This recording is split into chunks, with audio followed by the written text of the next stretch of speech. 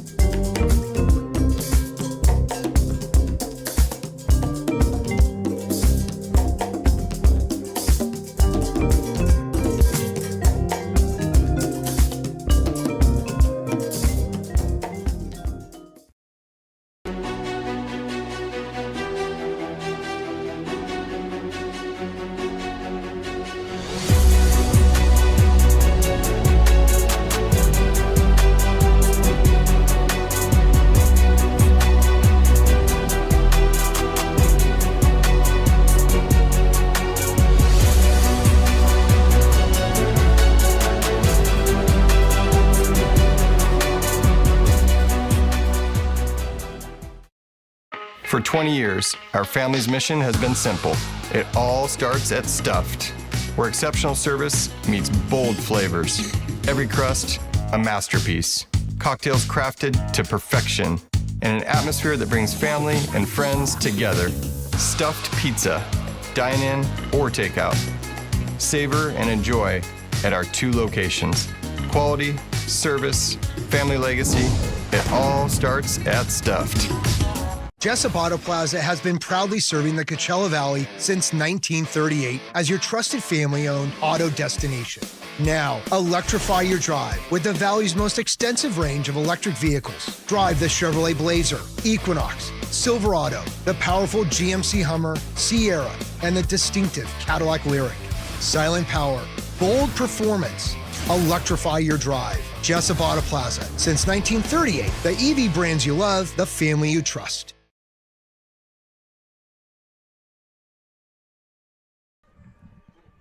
It's a beautiful day at Palm Springs Stadium as the Palm Springs Power take on the Alberta Grizzly. I'm Brandon Januska alongside Stephen Buxton as we're getting ready for this one. 55 degrees here at Palm Springs Stadium to start this one off. The high expected to reach the low 80s here today, so hopefully we can pass some of that warmth onto you as you look onto a sunny baseball field for anyone watching from some of the colder states out east. Well, let's get you the starting lineups for today's ball game. First for the visiting Alberta Grizzly and manager Jared Lemieux.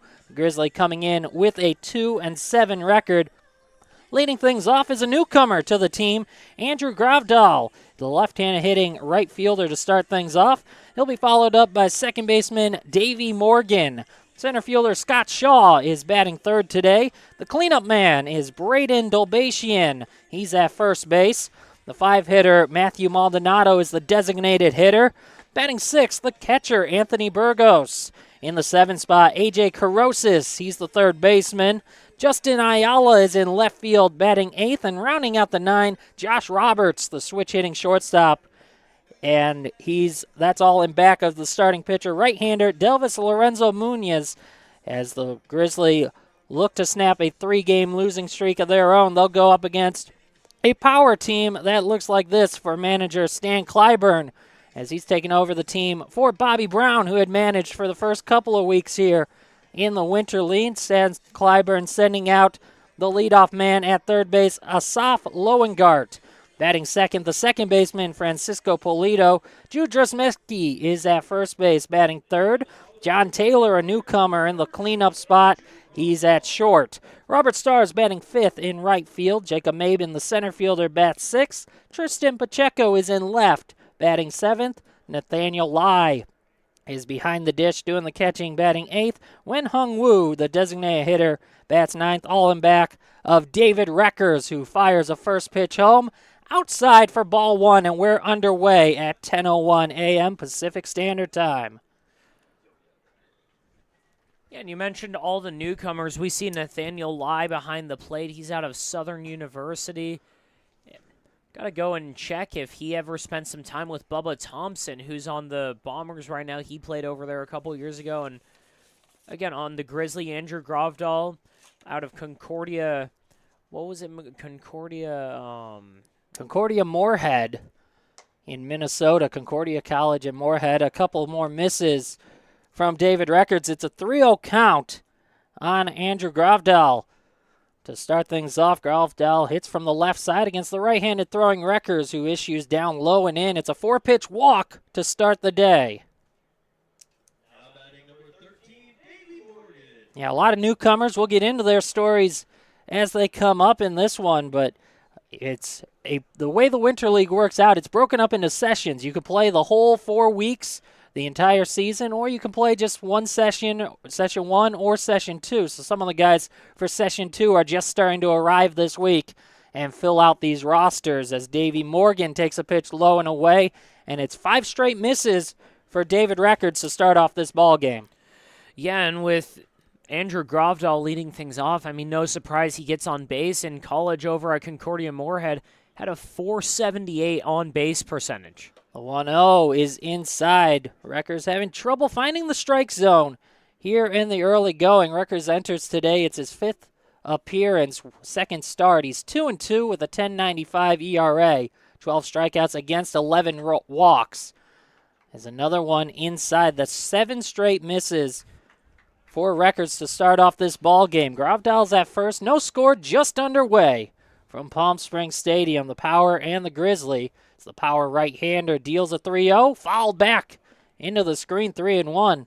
A little surprised to see Morgan have the green light after 7 straight misses. Yeah, and with Reckers, you're coming into his starts just wondering which David Reckers you're getting. He's got some of the best stuff in the league. It's a fastball that can touch 90, 91, and a slider that almost nobody can hit. The 3-1 catches the zone. It's now 3-2, right back in the count. The only time he's ever really gotten hurt is just off the walks and wild pitches. He's had a lot of them. There's 11 on the season in just 7 2/3 innings. The 3-2 is fouled off to the right and out of play. We'll do it again. He's battled back in this count. And, yeah, his last appearance was a few days ago, February 1st, against Team China in a 5-1 loss for the team. He took the loss, pitching 2 innings, allowing just 1 run on 1 hit. But to your point, 4 walks as this is skied to left field. Pacheco is underneath, now ranges in a few steps and makes the catch, drifting toward the left field foul line for out number 1. And I know they're all earned runs, obviously, if you walk a runner in, if you get a wild pitch that scores a runner. But, again, with David Reckers, you're not getting your runs off of hits. Exactly. You're beating yourself is essentially what it is. As Scott Shaw, the center fielder, digs in. Another left-handed hitter for the Grizzly. Gravdal takes his lead off first. The breaking ball misses outside for ball 1. And that breaking ball right there, it's such a good pitch. We saw a game against, I think it was the A's about a week ago. Reckers couldn't find it at all with his fastball. He was walking guys, but he pulled out that breaking ball and he found the zone and it basically saved the outing. Shaw a little out in front of one. Loops it foul down the right field line. 1-1 the count. Yeah, it takes a little bit to settle in, but once he locks in the zone, David Reckers can pitch with the best of them here in the CWL. Runner at first, Gravdal takes his lead, being held on by Drozmecki, the first baseman. 1 out, the 1-1 pitch, called strike 2. Walks were a big issue, walks and hit by pitches for the Grizzly pitching staff in yesterday's game. We mentioned that 13-run third inning. They'll look to bounce back in the bottom half of this ball game. As the 1-2 misses high, it's an even 2 count. 2 balls, 2 strikes on Scott Shaw with a runner at first. No score, top of 1. Reckers sets at the belt. His 2-2. Runner takes off, pitch low and in. It's a stolen base with no throw for Gravdal. He's at second and a full count now on Scott Shaw. Yeah, and this is what you have to do as the Grizzly. You get your leadoff man on. He can run pretty well. Get him to move around on the bases. Maybe get a hit and run going here. The 3-2 swing and a miss. Went with the pitch low and in and got the chase from Shaw. And that's a big second out with the strikeout.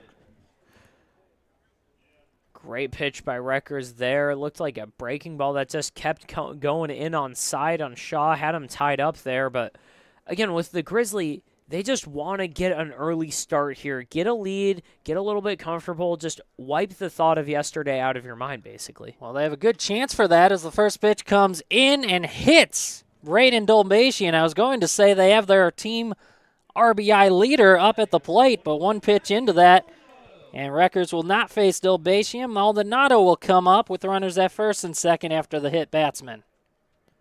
And Braden Dolbasian's been awesome all year. Even in the game yesterday, he still had 2 hits, a single and a double. He's been really the driving force of this offense all year long. Maldonado, two-way player. He is serving as the designated hitter today. The left-handed hitter takes low and in for ball 1. Maldonado hitting .308 on the season. He's 4 of 13 at the plate. First and second, no score, top of 1. The 1-0 is popped up foul and back out of play. 1-1. Maldonado, one of the two-way players for this team. The The ERA is not the best to look at, but it's really inflated by a start against the Power the last time these two teams played on the backfield. Or I'm sorry, it was against the A's. The 1-1 is up high, 2-1. Maldonado has swung a hot bat, though. Yeah, and outside of that start against the A's, it's really been good stuff on the mound. The 2-1 hit on the ground right side and through the hole past the diving Polito, rounding third and coming home. Gravdell, the throw is cut off, and the Grizzlies strike first. They lead 1-0. Dolbatian moves to third on the play. RBI single, Matthew Maldonado. Great job by Maldonado. He's got a fastball up in the zone, but it's right over the plate. Gets a barrel on it. He's on top of it. Just slaps a ground ball into right field. And, again, for the Grizzly, you couldn't ask for a better start than this. Brings up Anthony Burgos. Runners at the corners with 2 away. 1-0 Grizzly lead, top of 1, and a pitch inside for ball 1 on the Grizzly catcher. The walk comes back to bite David Reckers. Gravdell started it off with a 4-pitch walk, just came around to score. Burgos swings and misses, it's 1-1.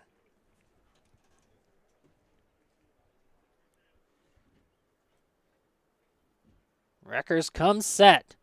The 1-1 pitch is up high, 2-1.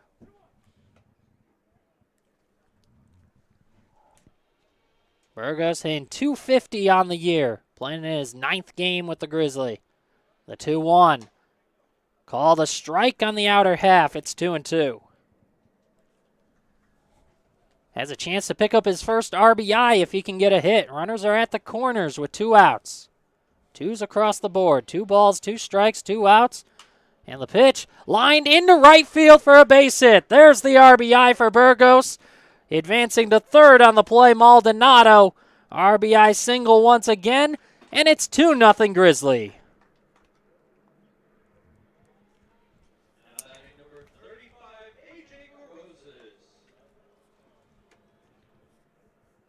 Just keeping the line moving as A.J. Carosis digs in. Left-handed hitting third baseman. Back-to-back RBI singles from Maldonado and Burgos give the Grizzly a 2-0 lead in the top of 1. First pitch misses outside to Carosis. And it's a great job by Burgos. That pitch was about 2-3 inches off the plate. He had to go out so far to even get contact with that ball. Pitch upstairs, 2-0. The right-handed hitting catcher just took it the other way. That's a great approach on a pitch like that, off the plate, as you mentioned. And it worked out. He picked up his first RBI of the season. The 2-0 comes inside. 3 balls, no strikes. On A.J. Carosis, Justin Ayala is on deck. Runners are at first and third with 2 outs. 2-0 Grizzly, top of the first. The pitch from Reckers, inside, and he walked him. Second walk of the inning. Reckers also hit a man. And again, when you're coming off of a tough game, this is exactly what you want. You're the visiting team, so you get the strength of your team all year. The Grizzly have one of the best lineups in the league so far. So you get them out there first. They do their thing, and Delvis Lorenzo Muniz is going to have a pretty comfortable time out there in the first inning. Already pegged to a 2-0 lead, looking to add on as Ayala takes strike 1. Carosis, the man at first after the first 4-pitch walk. The bases are loaded for the Grizzly. The 0-1 up high, 1-1. Trying to really run up the score here in the top of 1. The 1-1 from Reckers.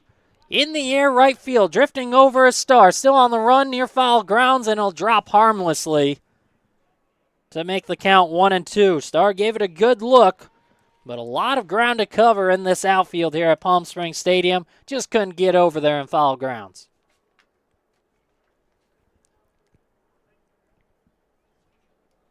Justin Ayala has driven in 2 so far this season, hitting 111 on the year. Playing in his 10th game. Runner at every station. 2-0 Grizzly lead. The 1-2 pitch. Called strike 3. And that'll end the threat. Grizzly leave them loaded, but they score 2 in the top of the first. After half an inning of play, it's Grizzly 2, Power coming up on your California Winter League YouTube channel. Everyone knows good things come in threes, like Dave & Buster's Eat, Drink, and Play combo for just $19.99, including one mouth-watering entree, a refreshing beverage, a $10 power card, and a whole lot of fun, which means you enjoy a delicious meal for under $10. Oh, look, that's 5 good things. Good things come in threes at Dave & Buster's with the Eat, Drink, and Play combo for just $19.99. Buy online or in-store today. There's something winning in the Agua. Catch all the action at 360 Sports at Agua Caliente Casinos. Watch your favorite teams on our giant wraparound screens. See live scores on the LED sports ticker. Win big with our bar top games and enjoy great twists on bar food favorites. And with 3 premier casino locations, 360 Sports is the ultimate fan experience. For more information, visit aguacalientecasinos.com. Whenever you find yourself hungry for something real, simple, and true, we're here for you. That's what a hamburger's all about.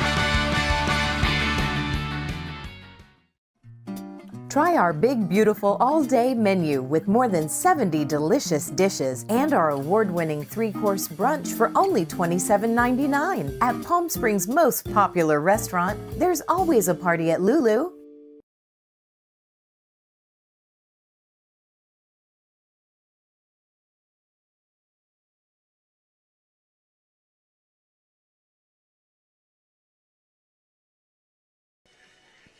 Bottom of the first inning, and Delvis Lorenzo Munoz out to a 2-0 lead as the Grizzlies struck in the top half of the frame. Power will try to answer back now in the bottom half.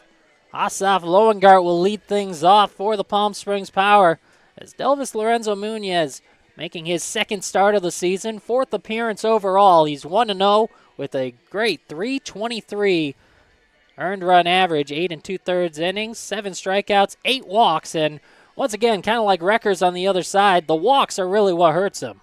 Yeah, it's the walks. Again, he doesn't have the exact stuff that Reckers does. He has to do it a different way. It's really low 80s, high 70s. He's got a good breaking ball. He works with some tempo. It's just, again, the free passes, the wild pitches. As long as he can keep it in the zone, he's been really good for the Grizzly when he has. This is his second straight start against the Power. He actually picked up the win despite walking 6. He went 5 innings, allowed 2 runs, both earned on 2 hits, 6 walks, 4 strikeouts. But the Grizzly pulled out a 10-3 victory in that one. Grizzly up 2-0 here as we enter the bottom of the first inning. Asaf Loengart coming off a huge day yesterday. Takes a pitch low and in for ball 1. Loengart in that leadoff spot. 4 for 5 with 4 doubles, and he drove in 2 in yesterday's win over the Bombers. Long look in from Munoz. Now holds the glove up, chest high, and the 1-0 pitch. Low and away, 2 balls, no strikes.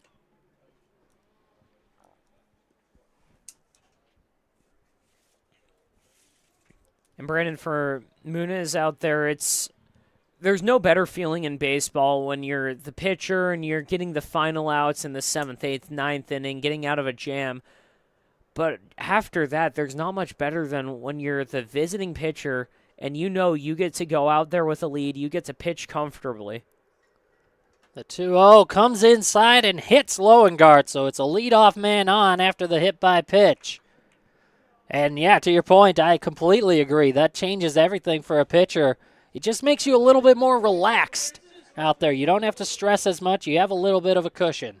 And it's not just that, too. It's add in the fact that he's going up against a lineup that he's faced already, and it's not a lineup that beat him up. Again, he got that win. He was able to get in and out of jams. The most impressive part is the fact that he allowed just those 2 runs even with the 6 walks and the hits and a couple of wild pitches here and there, he was able to limit the damage. Yeah, he only struck out 4, but they came in big moments to help him get out of the jams. Runner at first and Loengart. Nobody out, bottom of 1. 2-0 Grizzly. First pitch to the second baseman, Polito. Is inside, taking off was Loengart, and he's in head first with a stolen base. Wasting no time to get in scoring position. Yeah, Ossoff Loengart out there. He's one of the more complete players in the Winter League. We've seen him play a lot on that left side of the infield between third base and shortstop. He's made some great plays. He's one of the bigger power threats in the league. Still hitting well over 400, and he's ran the bases really well. Played with the Israeli national team in the 2020 Olympics. Spent last summer in the Frontier League with the New York Boulders. Pitch home to Polito, hit on the ground left side, off the glove of Roberts, the shortstop. Tries to recover, go to third. The play there, not in time. Safe is Loengart. He hesitated as the ball was hit on the left side. Once he saw the misplay, took off for third. Close play there, but he's in. They're at the corners after what will likely go down as an E6. Yeah, it's an E6. It's really, where do you want to assign it, whether it's Ossoff advancing on there, or if it's a fielder's choice for Polito, and again they're going to the throw over to Ossoff, or if it's just the fact that Polito got on in general. But great job by Loengart, able to hold up, make sure he doesn't immediately cause the out, and a good slide after.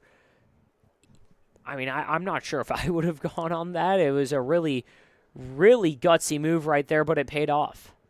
They're at the corners with nobody out. Jude Dresmecki digs in, hitting .269 on the year, 3 RBI.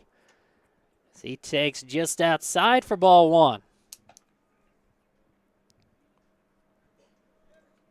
Grizzly were able to cash in a walk and a hit by pitch in the top of the first. Power trying to answer back and take advantage of a hit by pitch and an error. Here in the bottom half, 2 on, nobody out. And a 1-0 pitch coming to Jude Dresmecki. Here it is. Down at the bottom of the zone for strike 1. 1-1 the count.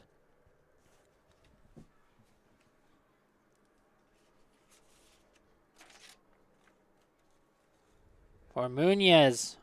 Wide arsenal of pitches. I'll give them to you right after this 1-1 delivery. Here it comes. As that skips away from the catcher, Burgos. Coming in to score is Loengart. Advancing to second on the play, Polito. And it's a 2-1 ball game. Pitch bounced in front of the catcher, Burgos, and skipped away from him. Chalk it up as a wild pitch. And the Power cut the lead in half.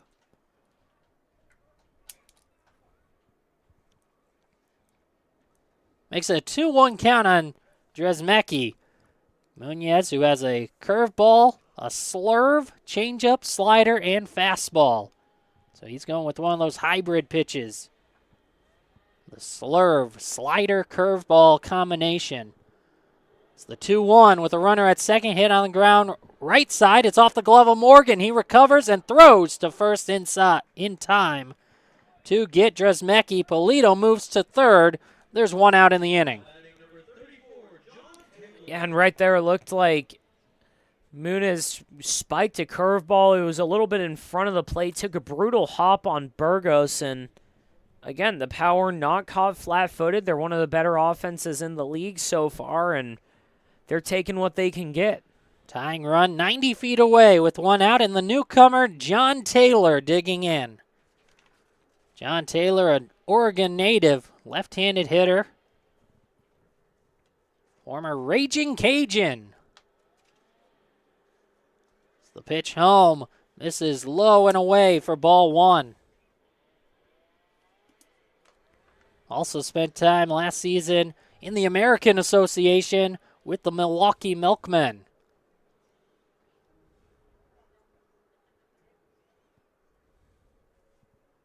He has a runner at third here in his first at-bat of the 2025 California Winter League season. 2-1, Grizzly on top. Power trying to tie things up. The 1-0 pitch. At the bottom of the zone, it's 1-1.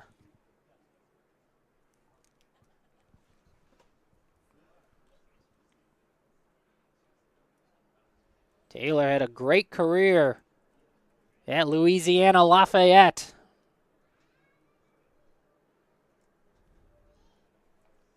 As a 1-1 pitch from Munoz in.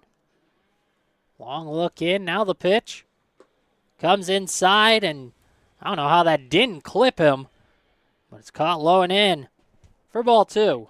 Yeah, it looks like the slurve right there just kept biting in on him, and all of that horizontal movement that Muniz is able to get on it just bit him right there. It kept going in, and again, I'm shocked that it didn't hit Taylor. It was about an inch away.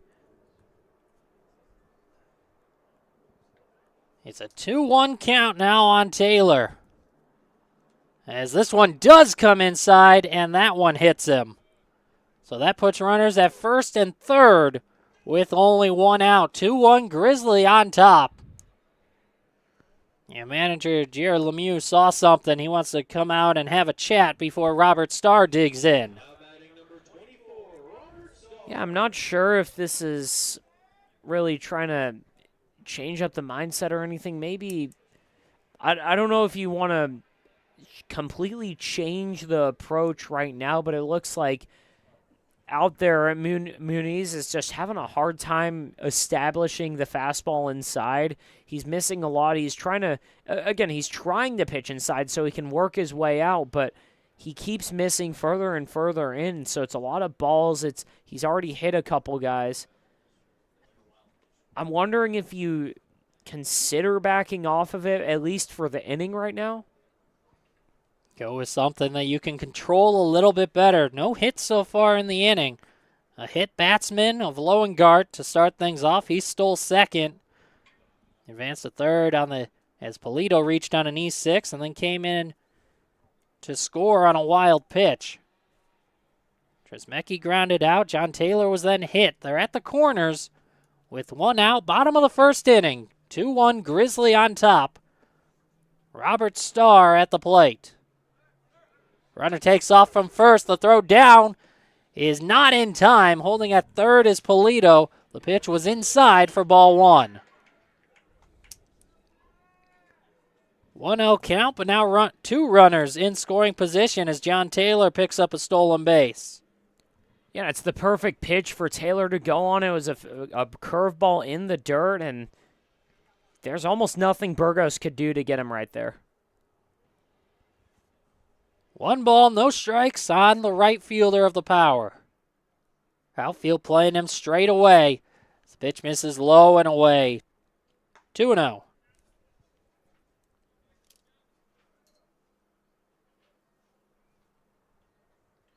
Taylor, I mentioned, playing in his first game, picks up his first stolen base of this season. In 2 seasons with the Raging Cajuns, stole 16 bags. So not afraid to go on the base paths. This is lifted in the air, right center field, drifting over Gravdell. The right fielder is underneath and makes the catch. Polito tags up. He'll come in to score as the throw goes to third, and we're all tied up. It's 2-2 in the bottom of the first.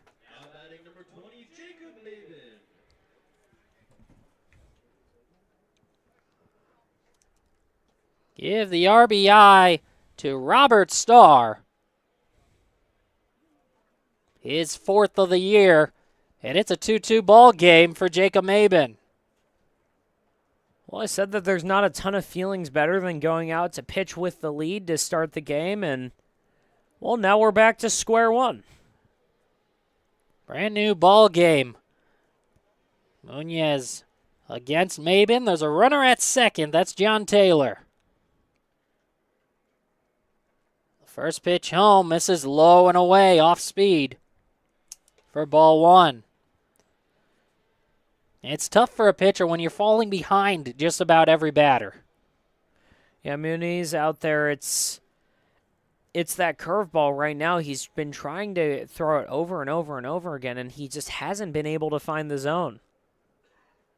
Huge lead, and now a throw back to second. Gets into center field. Taylor advances to third. He was dancing off second base. Started to go. He was about almost halfway between second and third before breaking back to second. Munoz tried to throw. It ends up in center field. And Taylor's at third after an error. E1. Second error of the inning for the Grizzly. And the go-ahead run at third base in the bottom of the first inning. Tied at 2. Jacob Mabin with a 1-0 count. The pitch. Off speed, popped up, right side, foul grounds. Dobashian does not have a play as it falls in the Grizzly dugout for strike 1.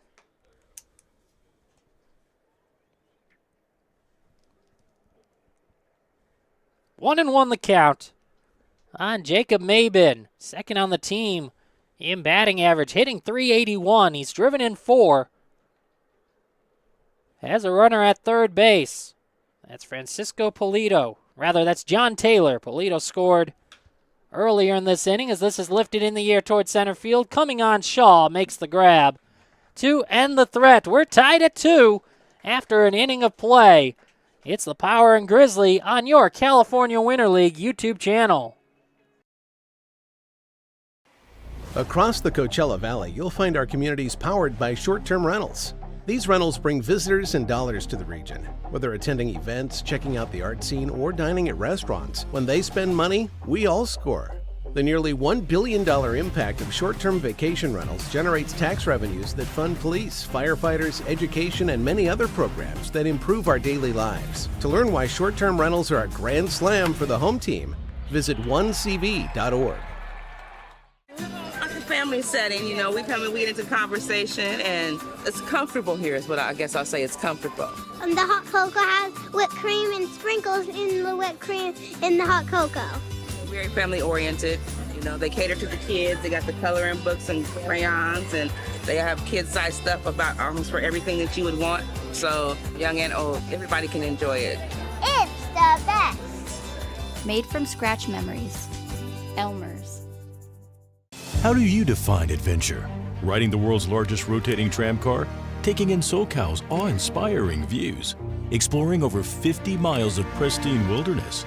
Enjoying casual or fine dining at 8,500 feet? Discovering our history? Experiencing our scenic trails? Getting that perfect souvenir? Whatever your adventure, you'll find it at the Palm Springs Aerial Tramway. Adventure at its peak. Begin your adventure at pstramway.com.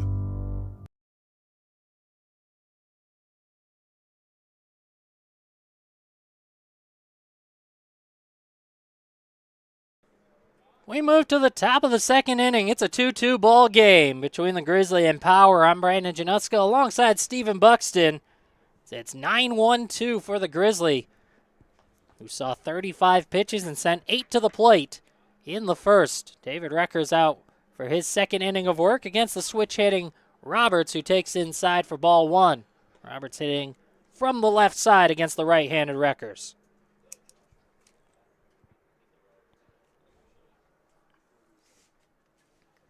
The 1-0, bounce back toward the middle on the first base side of second. The shortstop Taylor makes the play and throws out Josh Roberts, showing good range. Again, ranging to the other side of the second base bag to make the play and get the leadoff man for out number 1.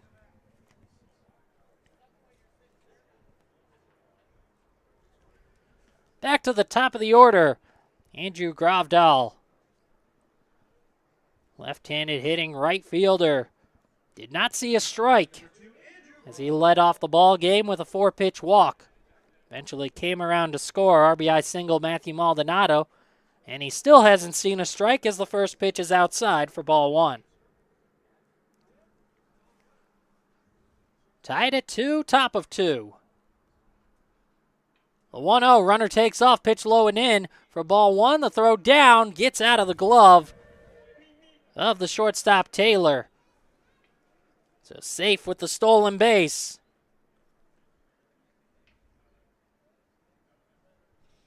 is Roberts, as he was safe at first. I had it marked down as a putout over there at first base, but he beat it out. So that's my mistake. There's nobody out in the inning for Gravdal in a 2-0 count. This is fouled back and out of play. It's 2-1.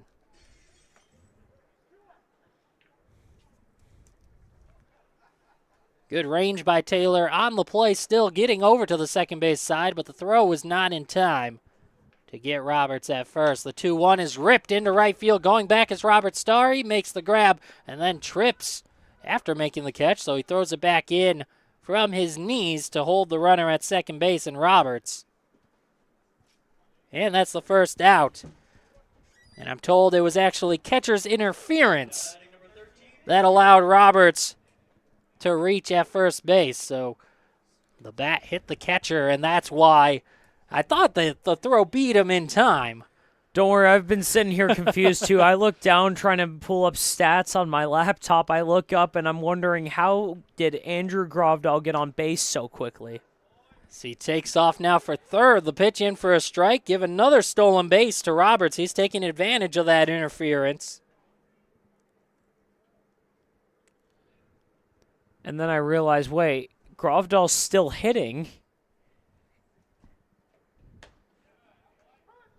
Another called strike. So thank you to Evan, who's doing music and PA today, for letting us know. Yeah, that's Evan Patoka, one of our broadcasters, who gave us the note. We appreciate that. Runner at third. And the pitch called strike 2 on Davey Morgan. No, that's strike count. 3. It was that is strike 3. Don't worry, it caught me off guard too. You see our home plate umpire, he started to move almost as if he's going to do his full strike 3 call, kind of ringing him up there. Then he paused and then just a quick point of the finger and called the strike. And quickly working, the first pitch comes in and hits Scott Shaw. Hit by pitch. Puts runners at first and third. So now that we've gotten through the madness, let's clear everything up for everyone. It's a 2-2 ball game. Top of the second inning. Runner at third is Josh Roberts. He reached on catcher's interference, stole second, and then stole third. Scott Shaw's at first after a hit by pitch. There's 2 outs in the inning. And the first pitch home is fouled back out of play by Braden Dolbatian. I think we're all caught up now in the top of the second inning. 2-2 tie, Power and Grizzly.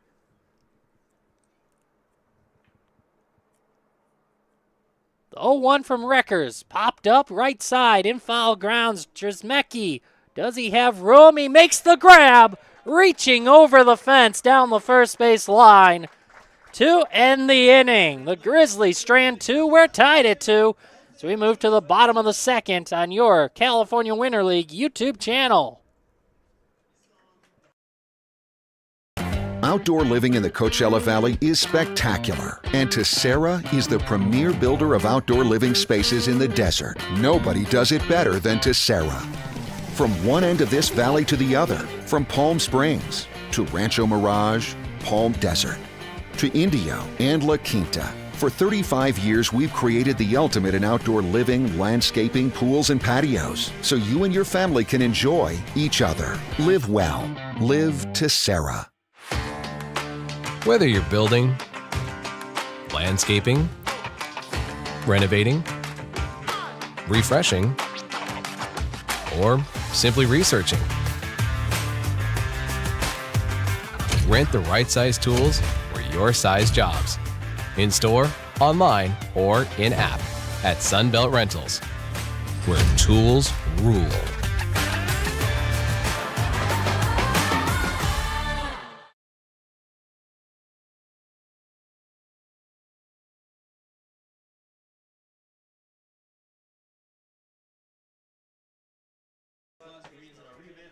Bottom of the second inning, it's a 2-2 ball game between the Grizzly and Power. Brandon Januska, Stephen Buxton, as the 7, 8, 9 hitters due up for the Power. It's Pacheco, Lai, and Wu coming up for Palm Springs against Delvis Lorenzo Munoz.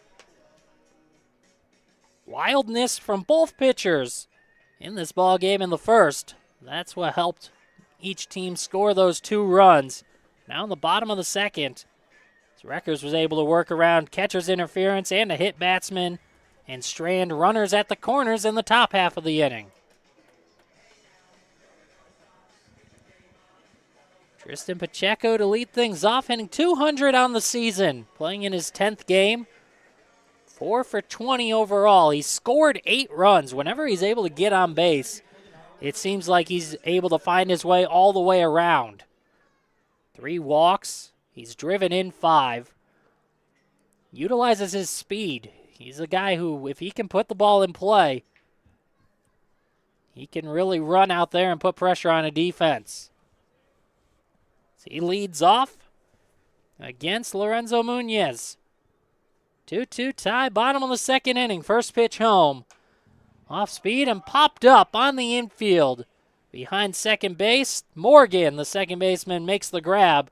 Couple of steps onto the grass, and that's quickly out number 1. And I know Pacheco hasn't been able to really find the success at the plate, bat to ball, but that's one of the great things about him that we see right there. He puts the ball in play almost every time he's out there. He never leaves it up to a called third strike or striking out in general. He always makes the fielders work. Nathaniel Lai comes in. First pitch to him. Great slider comes in the zone.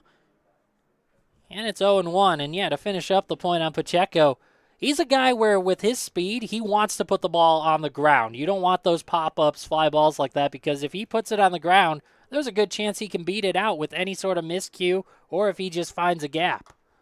Big swing and a miss makes it 0-2 on the catcher Nathaniel Lai. Played his first game yesterday on the backfield. Came in the 4th inning to relieve Tyler Hendricks behind the plate.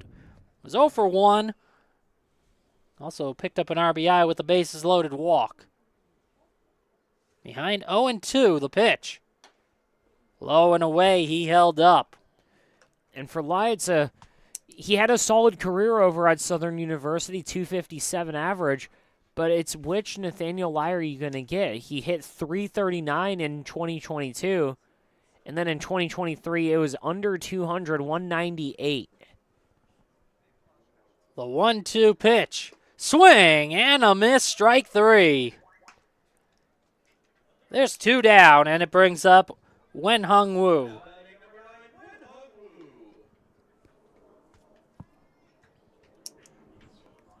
Woo serving as the designated hitter today, typically a middle infielder.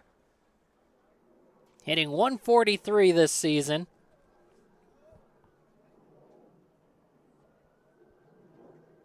Gets the focus just at the plate today. As he takes the first pitch strike down the middle, it's 0-1.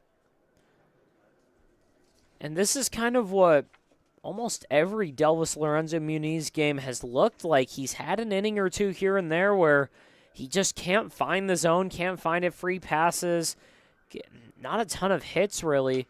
The 0-1 is bounced right back to him as the pitcher tosses overhand to first base, and that ends the threat. 1-2-3 inning for Delvis Lorenzo Munoz. We're tied at 2 as we're on to the 3rd here from Palm Springs Stadium on your California Winter League YouTube channel.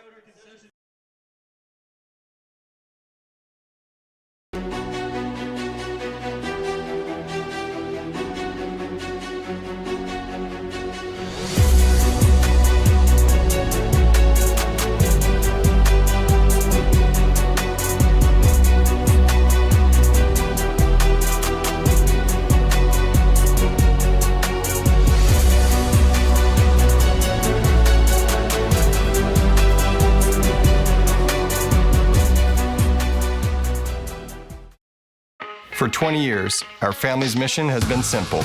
It all starts at Stuffed, where exceptional service meets bold flavors. Every crust, a masterpiece. Cocktails crafted to perfection in an atmosphere that brings family and friends together. Stuffed pizza, dine-in or takeout. Savor and enjoy at our 2 locations. Quality, service, family legacy, it all starts at Stuffed. Jessup Auto Plaza has been proudly serving the Coachella Valley since 1938 as your trusted family-owned auto destination. Now, electrify your drive with the Valley's most extensive range of electric vehicles. Drive the Chevrolet Blazer, Equinox, Silverado, the powerful GMC Hummer, Sierra, and the distinctive Cadillac Lyriq. Silent power, bold performance. Electrify your drive. Jessup Auto Plaza. Since 1938, the EV brands you love, the family you trust.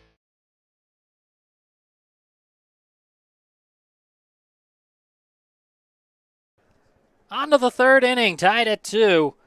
Matthew Maldonado leads things off and takes a pitch inside for ball 1. Maldonado, an RBI single back in the first.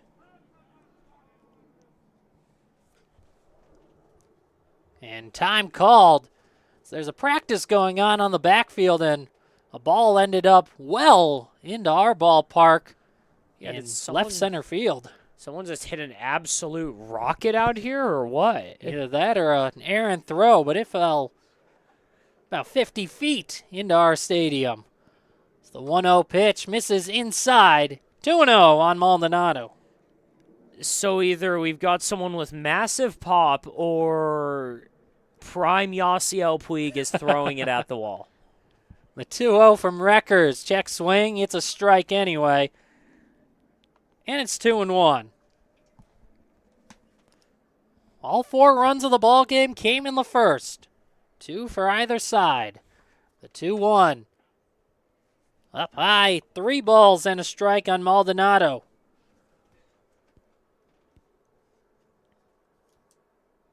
Maldonado, a dangerous hitter. Hitting over 300. He won't get to swing the bat here as he takes outside. Ball 4. And it's a leadoff walk. Walks hurt Reckers in that first inning when the Grizzlies struck for 2. Both a leadoff walk and a 2-out hit batsman came around to score those 2 runs. Yeah, now in kind of a weird way, it feels like all the pressure is on Reckers. He gets into trouble in that second inning, manages to work out of the jam, and then Delvis Lorenzo Muniz goes out and fires a 1-2-3 inning on, what was it, 7 pitches? 7 pitch, bottom of the second inning for Muniz against the bottom of the power order. Burgos taps the first pitch he sees, foul.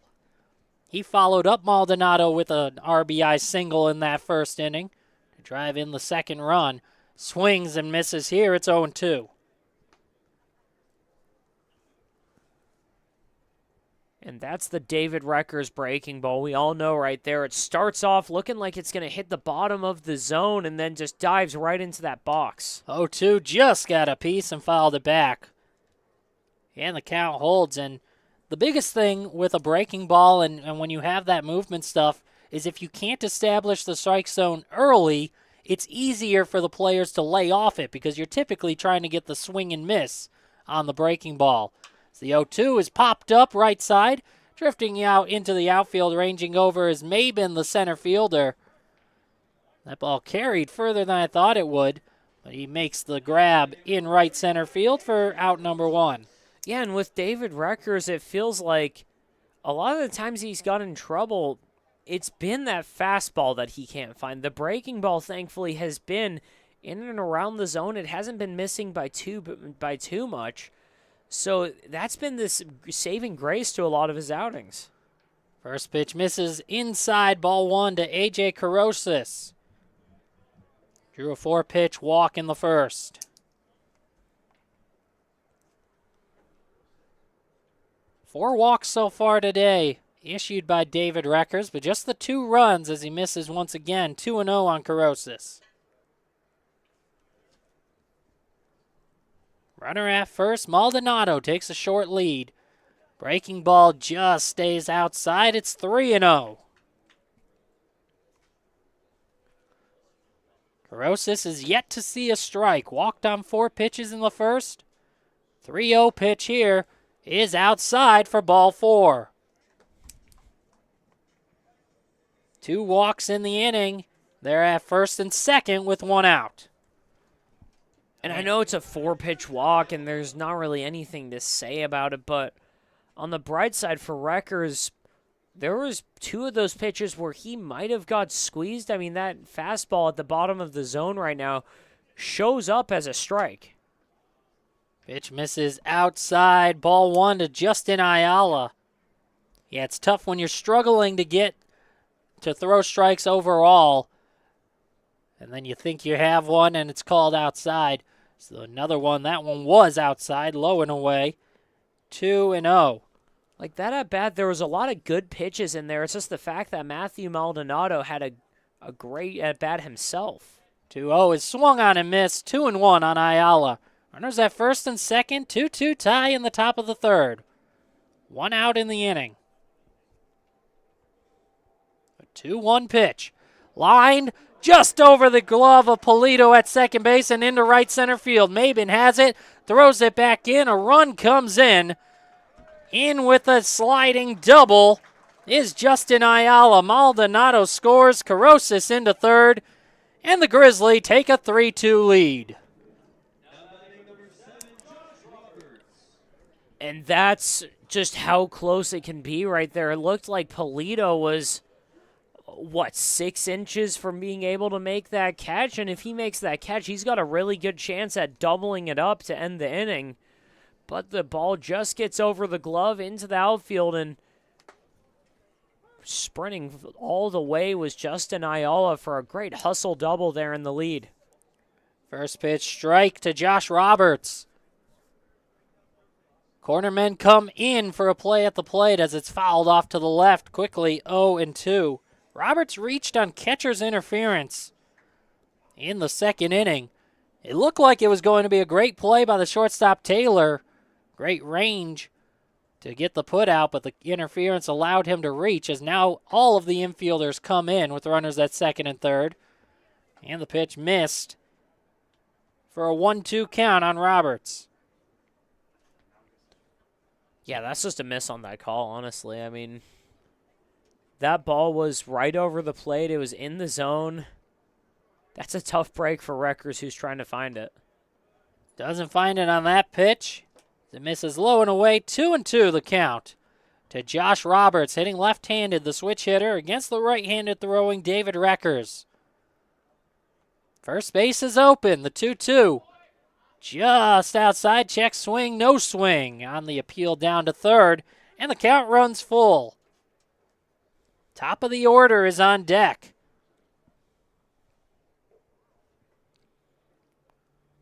Runners at second and third. The 3-2 called strike 3. He got the inside edge there on the left-handed hitting Roberts, and that's a big out number 2. That's a great pitch there by Reckers. Again, he's gotten squeezed a couple times down there. He pulls it up just a little bit. It's just on the inside corner of the zone. And after seeing a couple pitches outside, it looks like it's bearing in on Roberts, who can't do anything about it. First pitch misses to Andrew Grovdahl, playing in his first game of this Winter League season. A walk and a fly out. He also scored a run in the first inning. Pitch outside. It's 2-0 on the left-handed hitting right fielder. Grovdahl, a career .357 hitter in college, as he pops this one up.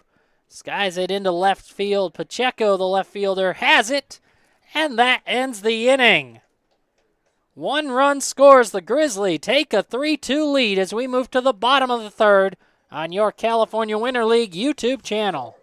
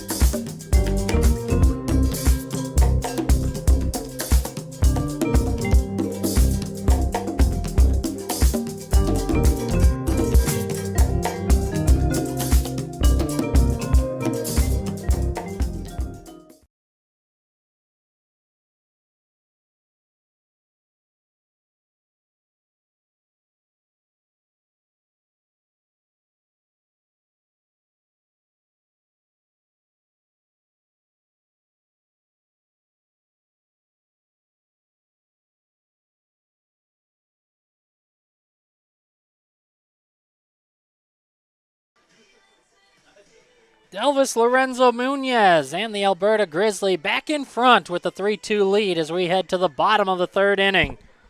He'll face off against the top of the power order, Loengart, Polito, and Drozmecki. After the Grizzly managed to drive a run home, RBI single by Justin Ayala in the top of the third. 3-2 Grizzly, bottom of three. Loengart, who was hit by a pitch his first time up and eventually came around to score on a wild pitch, digs in.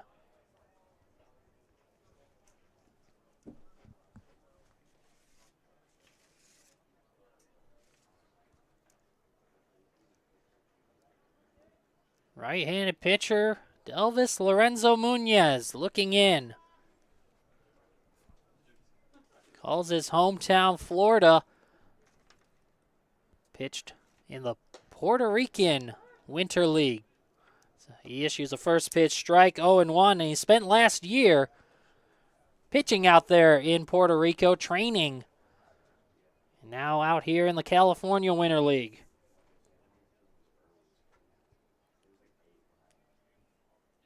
The 0-1 to Loengart. Swing and a miss. It's quickly 0-2. And Brennan, how big is that last inning from Delvis Lorenzo Muniz? David Reckers, after finishing that third inning, is at 72 pitches. We're 2 pitches into this third inning. Muniz is at 27. Yeah, big difference in terms of pitch count and how long these guys might go.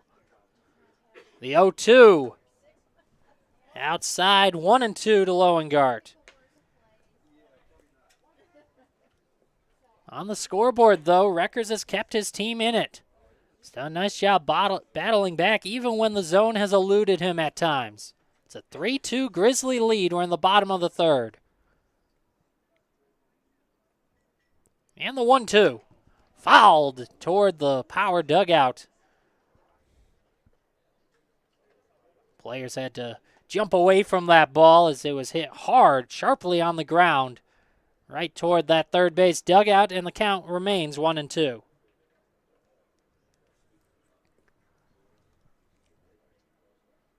Loengart, 1 home run on the season. He's driven in 6, leading off the bottom of the third inning. The 1-2. It ends up behind him as it never broke back toward the zone, 2-2.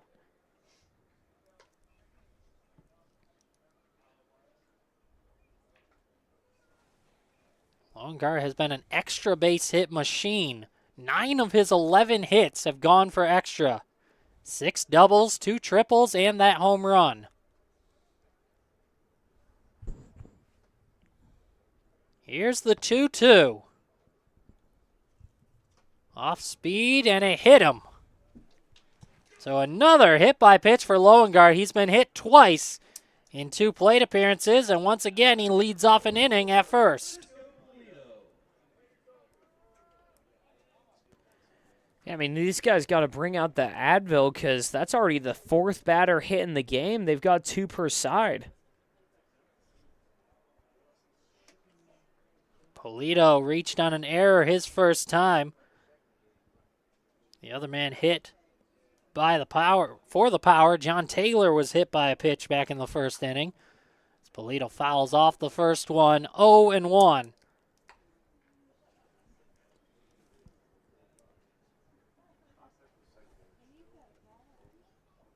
Loengart stole second his first time. He's now 1 for 2 on stolen base attempts. That was his first of the Winter League season. Modest lead over at first, held on by Dolbasian. The 0-1. Downstairs, 1-1.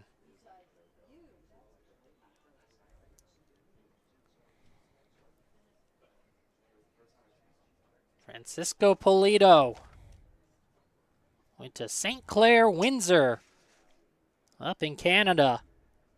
The Mexican native.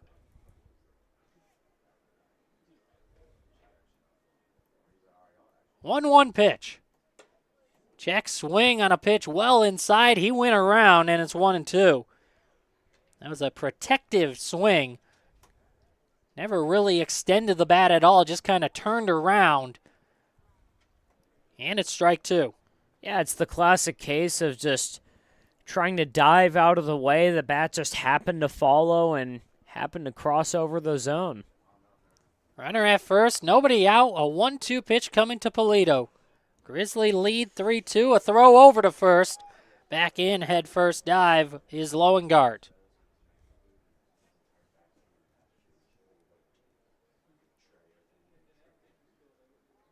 The Grizzly took the lead back in the top half of the third. Pollard now trying to answer back as they did in the first. Both teams scored a pair in the first inning. Another throw on to first. Loengard able to go in standing up this time.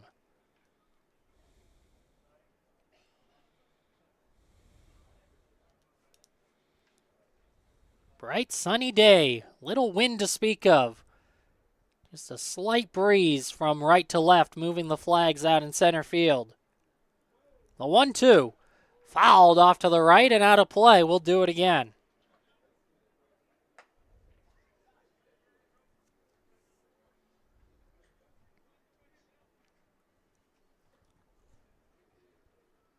On deck is Jude Dresmecki. Munoz is ahead of the count. Pitcher's count against Polito. Another 1-2 pitch coming. Munoz kicks and fires. In the air, right field, crashing in is Gravdal. And he makes the catch on his knee just in front of the second baseman, Davey Morgan, who went out to help. And that's out number one.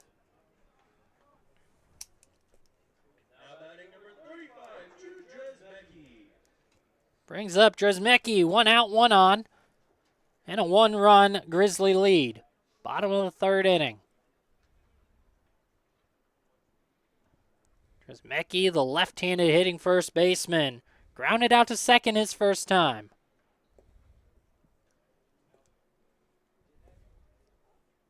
Came in hitting .269 as he fouls the first pitch back up over the screen for strike one. Looked like that one was going right at Braden in the box next to us. It fell just a little short and rolled back down the bleachers. Picked up by one of the fans in attendance here at Palm Springs Stadium.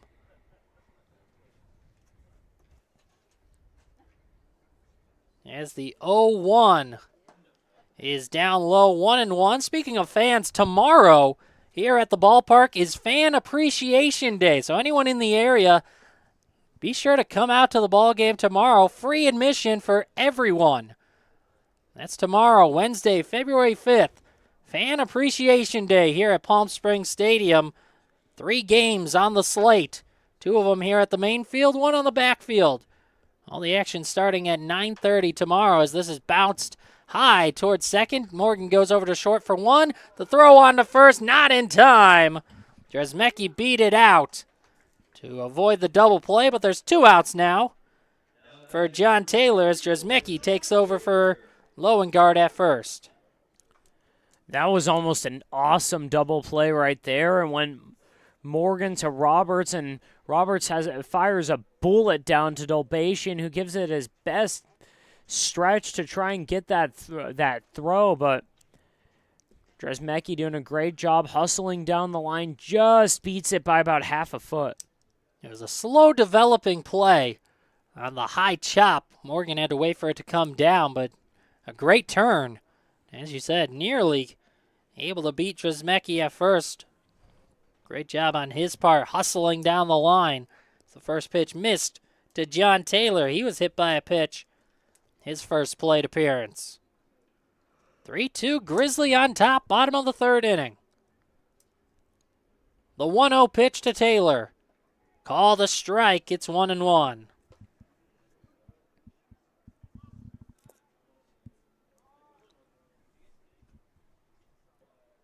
John Taylor has power. 2 seasons with Louisiana Lafayette. 16 home runs, including a 9-homer season his senior year, spring of 2024.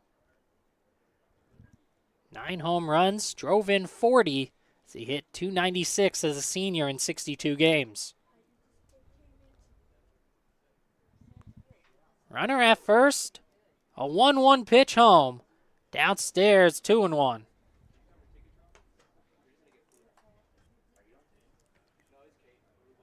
Grizzly took the lead in the top of the third inning. They lead 3-2, now with 2 outs in the bottom half.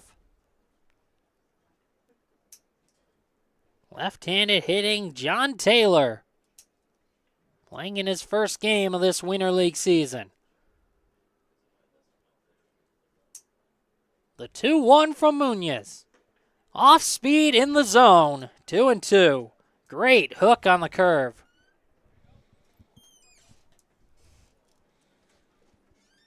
Two balls, 2 strikes, 2 outs.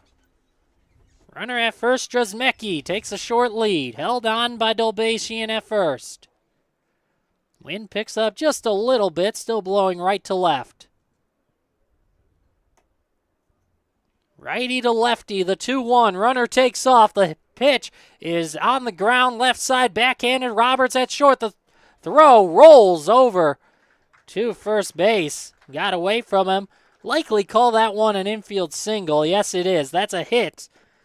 On that one, a tough play with the runner Dolbasian running and the left-handed hitter. The shortstop goes to second to cover.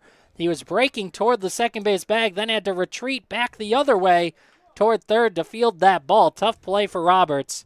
They're at first and second with 2 outs. Infield single for John Taylor brings up Robert Starr. Picked up an RBI on the sacrifice fly in the first. 3-2 Grizzly, bottom 3. And the first pitch misses low and away for ball 1.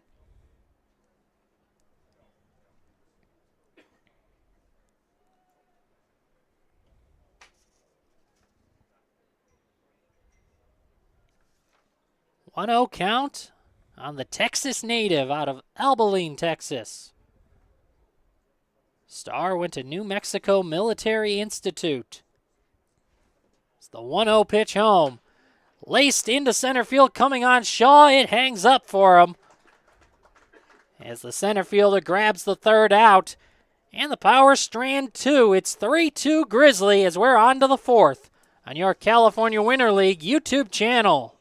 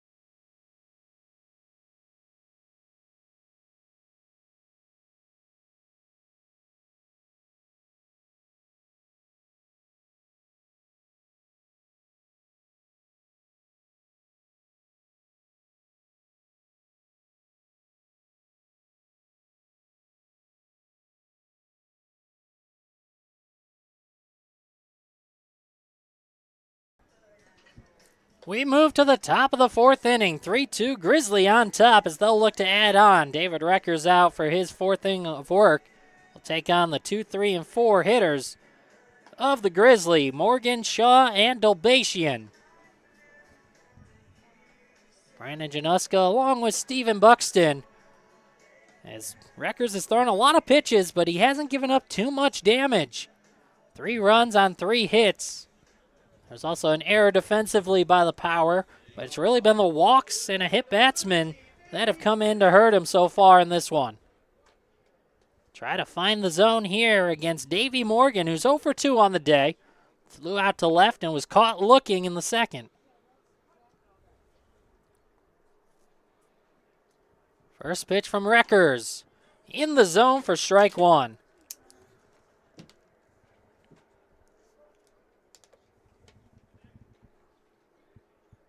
The leadoff man has reached safely in each of the first 3 innings for the Grizzly as the pitch misses outside 1-1. Recker's trying to change that right here against Morgan. The 1-1. Inside on the fastball, 2-1. Fastball came in at 89 miles per hour. The 2-1. Up high, went off speed and missed. And it's a hitter's count, 3 balls, 1 strike on Davey Morgan. The 3-1 went back to the fastball at 90, but it was inside, and it's a leadoff walk. So the lean man reaches safely for the 4th straight inning for the Grizzly. Grizzly on top, 3-2 in the top of the 4th inning. Scott Shaw, 0 for 1, struck out in the first, was hit by a pitch in the second.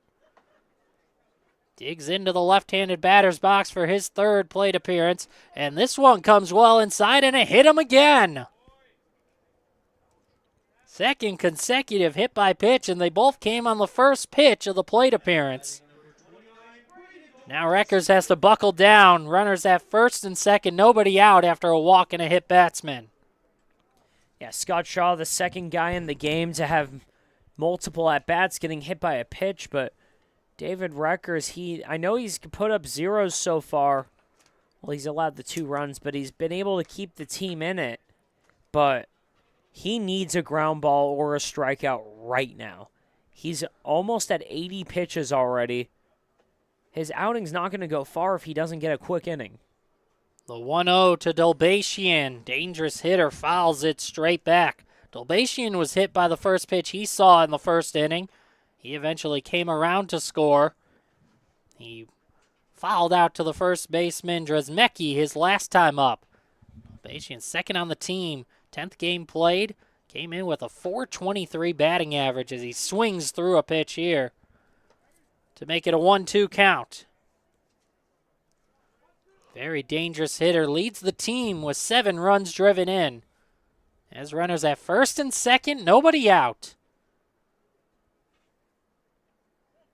Look back at second from Reckers. Now the 1-2. Hit on the ground towards short. Taylor over to second for 1. On to first. There's a double play. Much needed. 6-4-3. Twin killing. Runner advancing to 3rd is Davey Morgan, but there's 2 outs now for Matthew Maldonado. And that's exactly what David Reckers needs there. He got the double play. Now he's got a chance. Any ground ball or fly ball can get him out of this inning. He's a little bit over 80 pitches, but that's still manageable if he could get out of this pretty quick. First pitch is called a strike on Maldonado. He's 1 for 1, drove in a run his first time. RBI single in the first, and he reached on a walk in the 3rd and came in to score. 0-1 fouled off to the left and out of play off the left-handed bat of Matthew Maldonado. Serving as the designated hitter today, it's an 0-2 count. 3-2 Grizzly on top. Top of the 4th inning. And the 0-2 pitch. Called strike 3, a beautiful hook to get out of the jam. Double play and then the strikeout. Reckers keeps the Grizzly off the board in the 4th. We move to the bottom of 4th. 3-2 Grizzly on top on your California Winter League YouTube channel.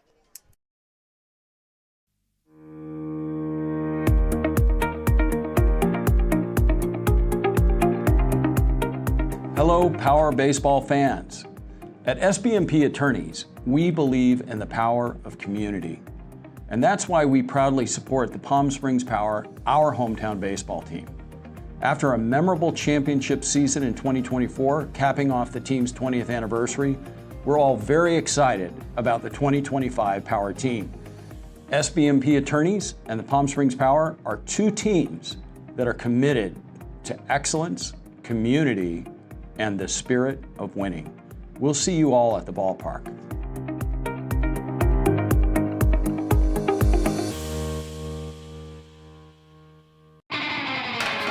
Think of the highest quality you can imagine. Now, think higher. Hamburgers, all about.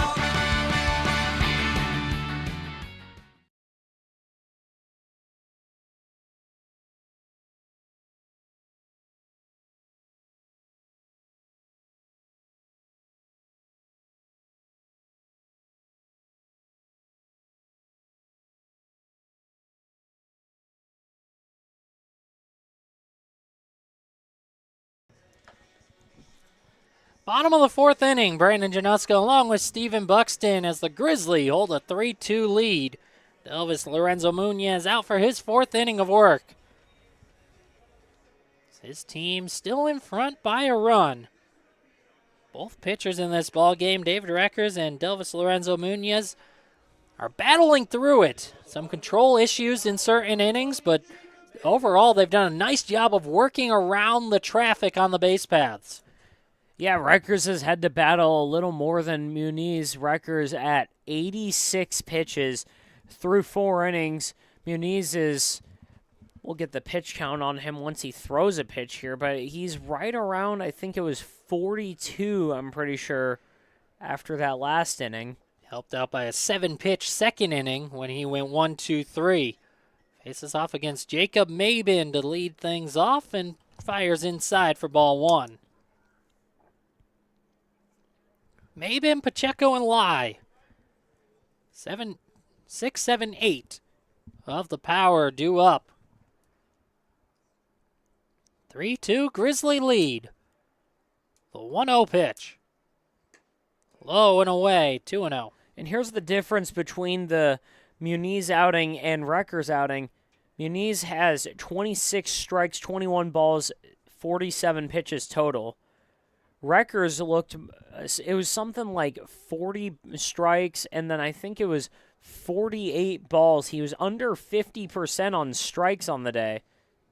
The 2-0. Call the strike on the inside edge. 2-1 on Mabin. But again, give credit to Reckers. He has really battled through it, even when he can't find the zone. May have been squeezed on a couple of pitches here and there as well, but he's able to battle through.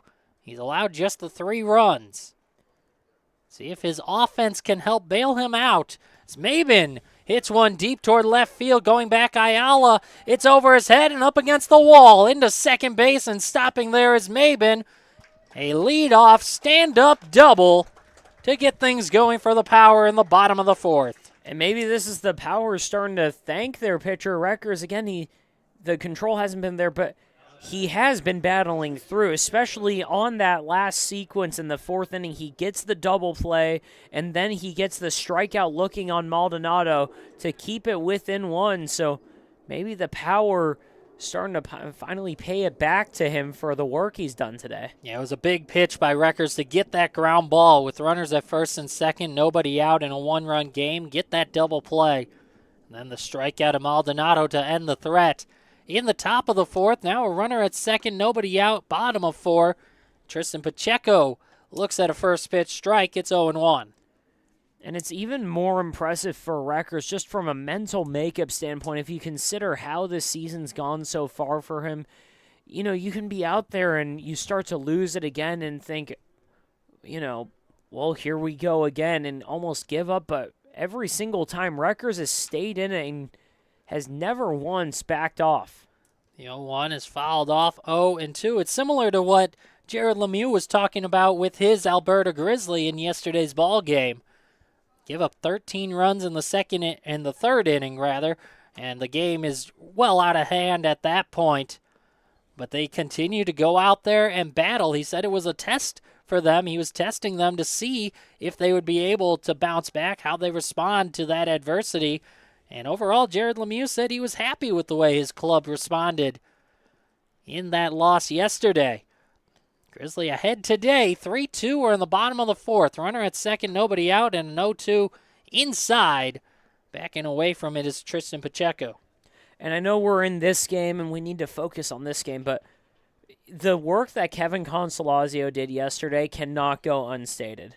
He came in the middle of that third inning, had to get the final 2 outs. He finished the game. He kept it going really quick. and I'm pretty sure he only allowed 1 earned run. It's the 1-2. Misses upstairs, 2-2. Very important for what's limited pitching staffs here in the California Winter League to be able to get out of that jam and have the length that Consolazio gave them. Really saves the staff for today's game and moving forward through the week. Nunez trying to go deep in this one for the Grizzly, up 3-2, as his 2-2 pitch to Pacheco misses outside, and it's a full count. And not only saved the staff, but, I mean, you could have thrown a position player out there, but instead, it saved the staff while being able to see what Kevin Consolazio has gone, and it allowed him to get some really good work in. Yeah, that's the whole point of this league, California Winter League. It's a showcase league. Show what you've got. Try to get a contract out of it as the payoff pitch. Swing and a miss. Strike 3. That's the first out of the inning. Pacheco down on strikes, and it brings up Nathaniel Lai. But, I mean, the records and trying to win the championship, trying to win games is important, but it's not as important as the development and showing your skills. So to be able to go out there and perform despite the score, forget about the score, just go out there and play. That was a nice job. Well done by Consolazio and by the Grizzly as a whole in yesterday's ball game. Nathaniel Lai struck out swinging his first at-bat today. Swings and misses at their first pitch here. 0-1. One out. Runner at second in Mabin. 3-2 Grizzly. Bottom of the fourth inning. Nathaniel Lai, a Winter League veteran. Played with the Canada A's last season. As the 0-1 pitch. Instead a long look and now a throw over to second base. Back in is Mabin. Nathaniel Lai out of Willemstad, Curacao. Went to North Central Missouri College and then transferred over to Southern University. The D1 program, the Jaguars out in Baton Rouge, Louisiana. The 0-1. Swing and a miss. 0-2.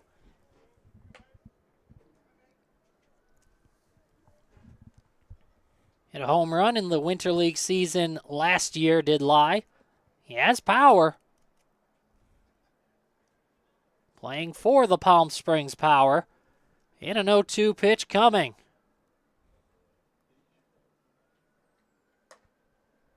Pitch upstairs, it's 1-2.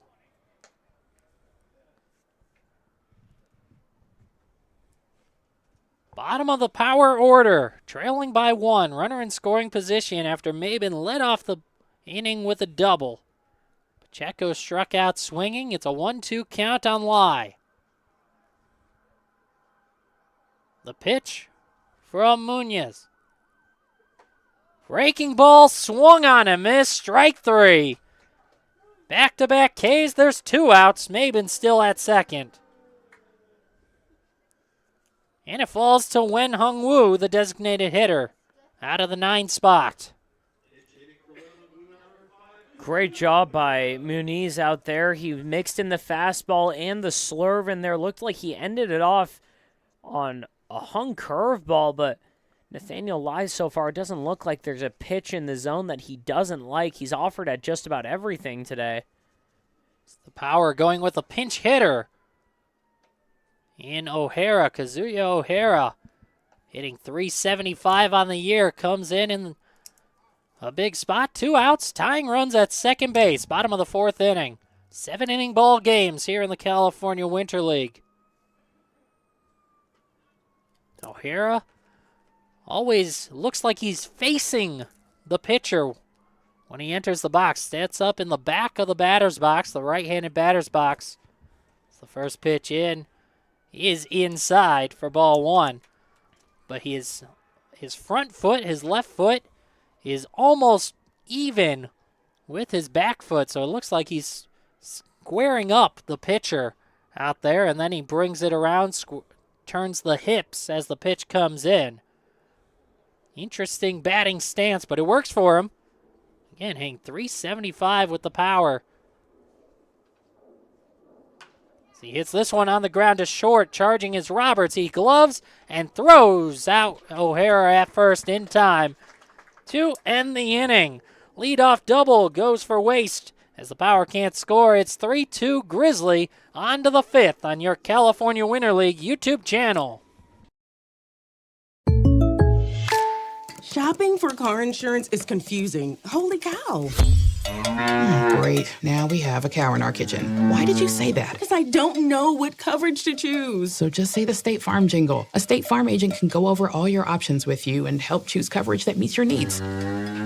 Dude, cow, could you move? Like a good neighbor, State Farm is there.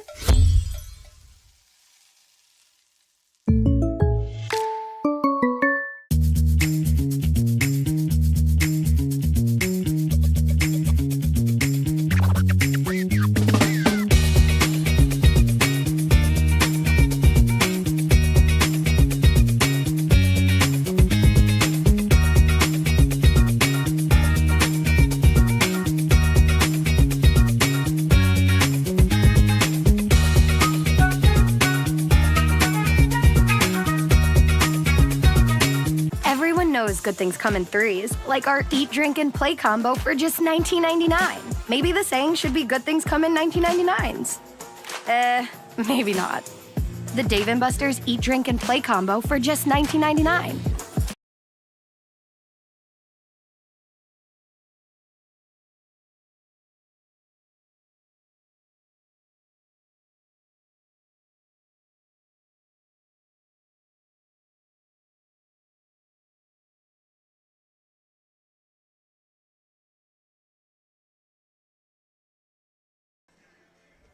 On to the fifth inning from Palm Springs Stadium. Alberta Grizzly with a 3-2 lead over the Palm Springs Power.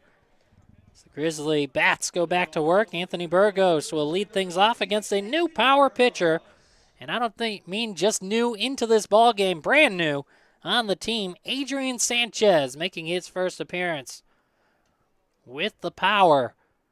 One of those Session 2 guys just coming out here this week as the first pitch home misses outside for ball one. Burgos against Wreckers today. 1 for 2 with an RBI single in the first. He also flew out to center. Swings and misses. It's a 1-1 count here against Sanchez.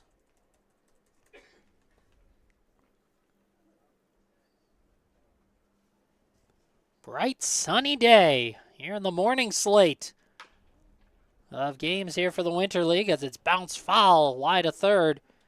And the count's 1-2 on Burgos.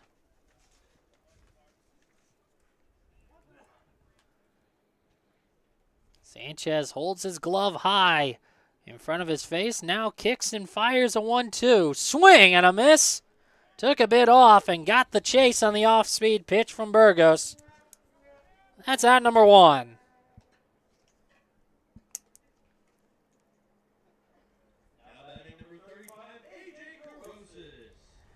Brings up A.J. Carosis, who is yet to see a strike in this ball game. He's walked twice, both against Wreckers, on 8 total pitches. Sees a first pitch fastball and drives it out into right center field for a base hit. So the first pitch in the zone that Carosis sees, he was ready for it. And it's a 1-out single. Yeah, Carosis at the plate has probably felt like it's been a year since he's seen anything near the zone. He gets a fastball down the middle, and he does all he can with it. Just drives it out to the outfield, and he's happily standing on first again. 1 out, 1 on. Justin Ayala digs in. Bounces the first pitch wide of third. Foul. 0-1. Ayala, strikeout victim in the first. RBI single in the third. That's the difference in this ball game. That run in the top of the third inning to give the Grizzly a 3-2 lead. That's still the score here in the top of the fifth. Runner takes off from first. The pitch misses for a ball. The throw goes into center field. Carosis now heading to third. The throw there is not in time. stolen base of second and then advancing to third on the error. And a runner now at third base with one out. Pitch missed for ball one. It's a 1-1 count on Justin Ayala, with an insurance run 90 feet away in the top of the fifth.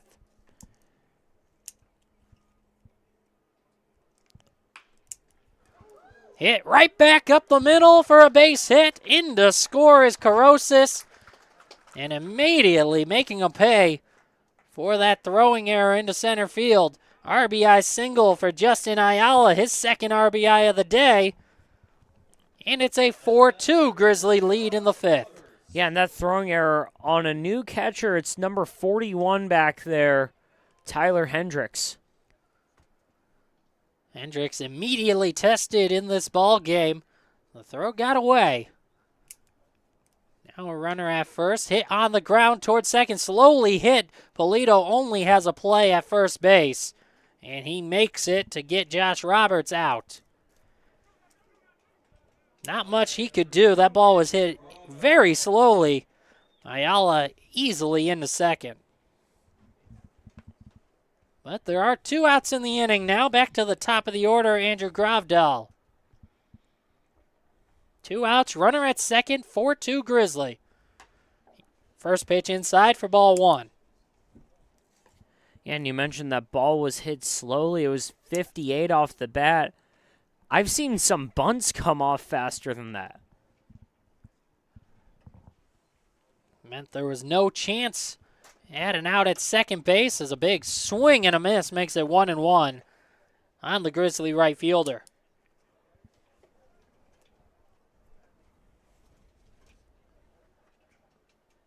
Adrian Sanchez trying to get out of this inning. The 1-1. In for a strike, 1-2.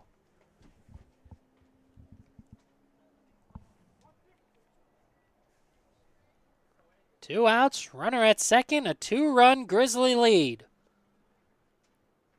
One run has scored here in the top of the fifth. 4-2, Grizzly over the power. The 1-2 pitch is cranked foul down the first base line. Good rip from Gravdal, but out in front. Count remains 1-2.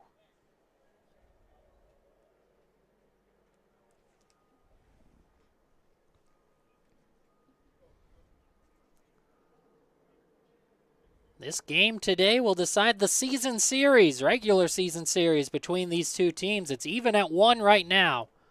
The 1-2 misses inside, 2-2. This is the last matchup between these two teams in the regular season. Mentioned earlier, each of these teams with just 5 games left after today. Then it's on to the playoffs. The 2-2. Tapped foul down the third base line. We'll do it again.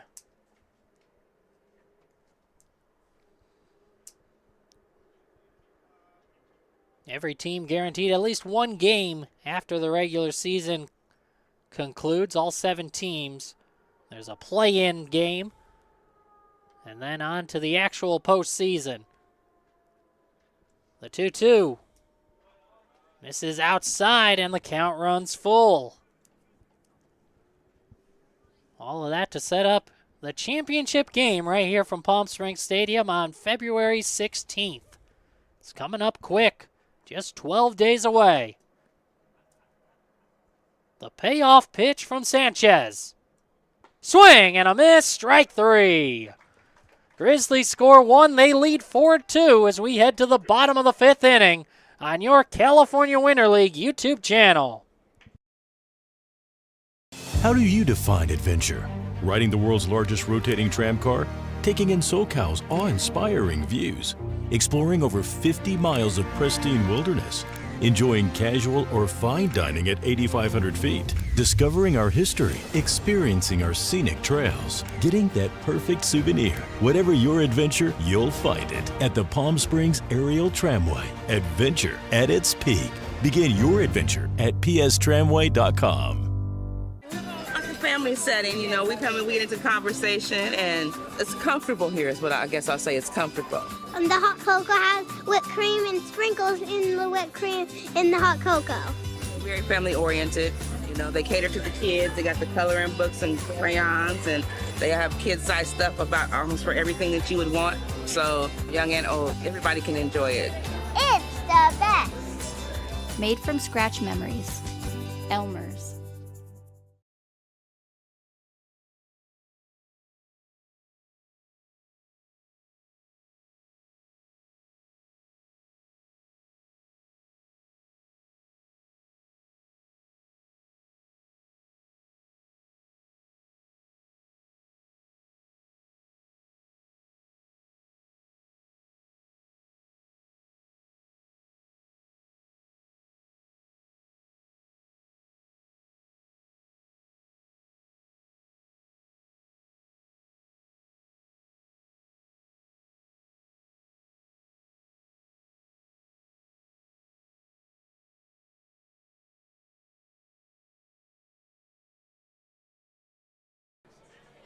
Elvis Lorenzo Munoz still on the mound for the Grizzly as we head to the bottom of the 5th inning. His Grizzly up 4-2 over the Palm Springs Power, who will send 1, 2, and 3 of their lineup up to hit.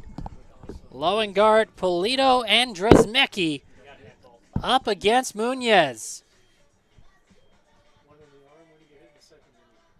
Loengart so far today, no official plate appearance, no official at bat, I should say, as he's been hit by a pitch each time up. Now up for his 3rd plate appearance. He's reached both times, which is good. That means that he's reached in 6 of his last 7 trips to the plate. Remember, he was 4 for 5 with 4 doubles in yesterday's win, a 12-9 victory over the Bombers on the backfield. First pitch is fouled straight back into the screen, 0-1. Yeah, it's not exactly slugging it today, but Asaf Loengart's on-base percentage is loving today. Seeing the ball well when he gets pitches to hit. Fouled that one straight back. Now the 0-1. That's in for a strike, 0-2. Sets up on the inner part of the box. That's why he was able to get hit twice already today. Toes right up against that white line near the plate of the right-handed batter's box. Sets up toward the back of the box. Slight bat movement as he awaits the pitch. Now the 0-2. Fouled off, and the count holds.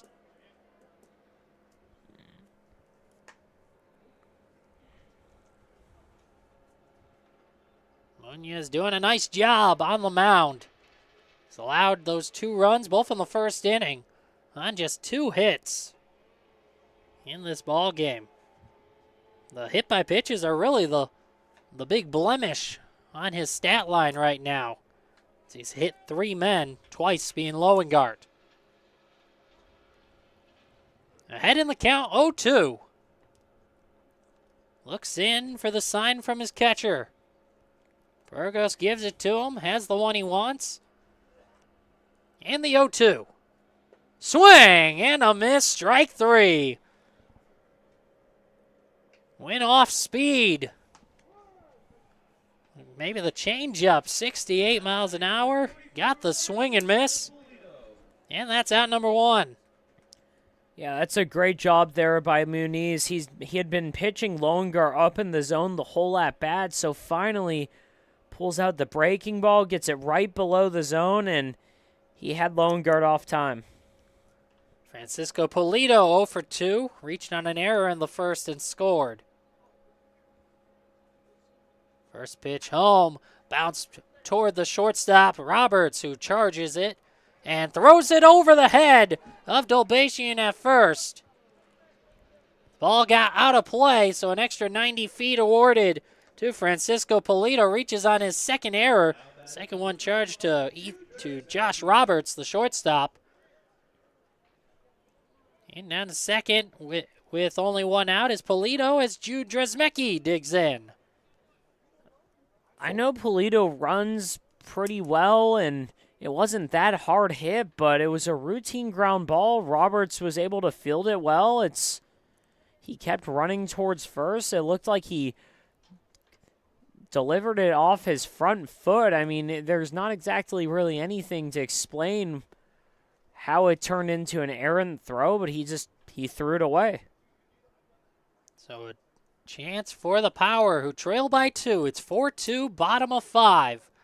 And a first pitch low and in for ball 1 to Jude Dresmecki. Left-handed hitting first baseman, 0 for 2 today.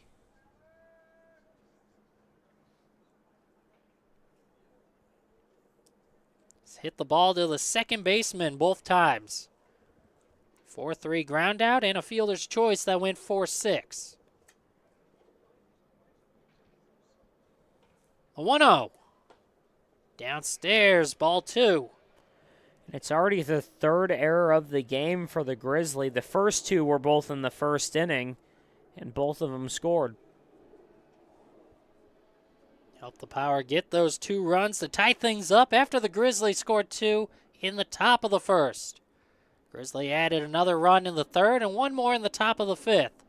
Now in the bottom of the 5th, 4-2 Alberta lead. The 2-0.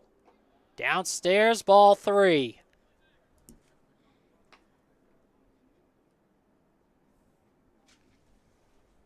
Hasn't been pinpoint control for Munoz, evidenced by the 3 hit-by pitches, but he hasn't walked anyone yet. Need to battle in this one. Behind 3-0 on Dresmecki. Runner at second, Polito takes his lead. Look back from Munoz, now the 3-0. A strike called right at the top of the zone, 3-1.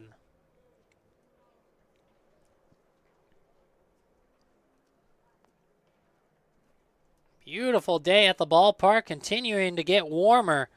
It was 55 degrees at first pitch, now up to 63 degrees. The high today up around the low 80s. 3-1, hit on the ground towards second, backhanded Morgan. His throw on to first in time for the second out. Polito moves to third on the play. 2 outs for John Taylor.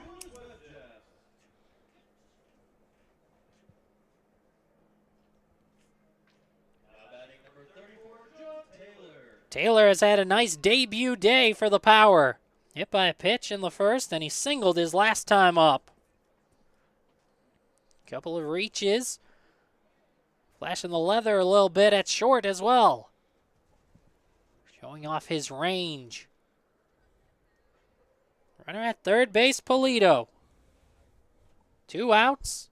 4-2 Grizzly lead. Righty to lefty, the first pitch home. Called a strike on the outside edge, 0-1.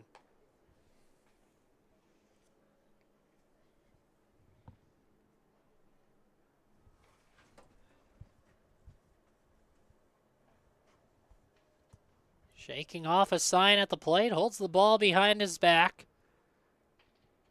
Now has the sign he wants.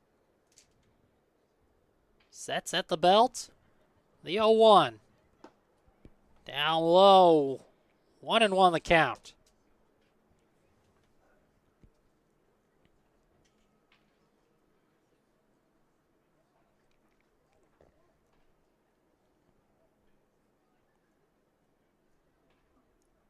Munoz taking his time as we get deeper into this ball game. He is the starting pitcher, the only one used so far for Alberta. So the 1-1 is called strike 2, as a little bit of confusion there at home plate. Home plate umpire trying to ring him up. Dresmecki asking about the count. It is only strike 2. Rather, that's Taylor. Dresmecki had grounded out. Taylor with a 1-2 count. Runner at third base. 4-2 Alberta lead. Munoz trying to strand the runner at third base. The pitch. Off speed, outside, 2-2. Right now, there's no one warming up in the Grizzly bullpen. I wonder how much of a leash Muniz has right now. He's been pitching really well. He's only at 76 pitches. Could end the inning under 80, which is completely manageable for a starter. And, I mean, that's really impressive for how he started off and how it looks like he's missed the control here and there and just hasn't been able to exactly find it at times. The 2-2. Hit on the ground to second. Off the glove of Morgan. He picks it back up and throws out Taylor at first. In time to end the inning. Power strand a runner at third. They don't score.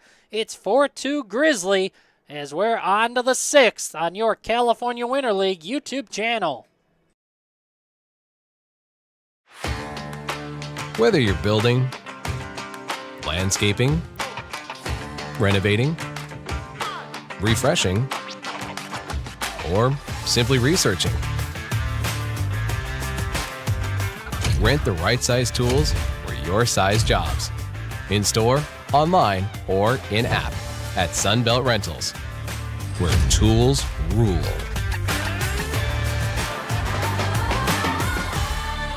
Everyone knows good things come in threes, like our Eat, Drink, and Play combo for just $19.99. Maybe the saying should be good things come in 1999s. Maybe not. The Dave & Buster's Eat, Drink, and Play combo for just $19.99. For 20 years, our family's mission has been simple. It all starts at Stuffed, where exceptional service meets bold flavors.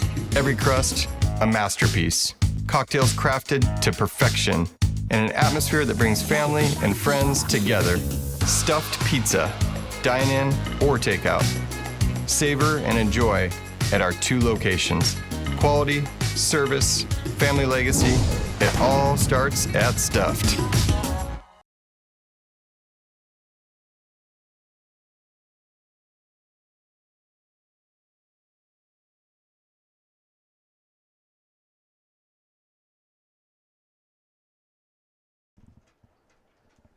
Top of the 6th inning, 4-2 Grizzly on top as Davey Morgan will lead things off. It'll be Morgan, Shaw, and Dolbatian up against Adrian Sanchez out for his 2nd inning of work. First pitch to Morgan's fouled back and out of play for strike 1. Power stranded a runner at third to end the 5th. Just couldn't get that clutch hit against Elvis Lorenzo Munoz, who's only allowed 2 hits in the game, as this is skied pretty well hit. Relatively deep left field, but camping under it is Pacheco. He makes the grab in left field, and that's out number 1. And I know we're only in the 5th inning right now, or in the 6th inning right now, but I can't help but be just incredibly impressed with how the Grizzly have bounced back after yesterday, especially on the pitching side. For a staff that's struggled all year long, I mean, Delvis Muniz has just put them on his back and given them 5 innings of 2-run ball. It's phenomenal how they've been able to rebound. A great bounce-back performance, looking to get back in the win category. They've lost 3 in a row. It's the 1-0. In for a strike, 1-1 on Scott Shaw. Left-handed hitter, right-handed pitcher in Adrian Sanchez, who pitched for Southwestern University. Rather, Southwestern College, as that's in for a strike, 1-2. At Southwestern College, 2 seasons, 41 appearances. Finished with an 8-6 record, 5 saves, 116 innings. 91 strikeouts. That's 7.04 K per 9 and a 4.03 ERA. As he misses outside, it's a 2-2 count on Scott Shaw. 1 out, bases empty. 4-2 Grizzly lead, top of 6.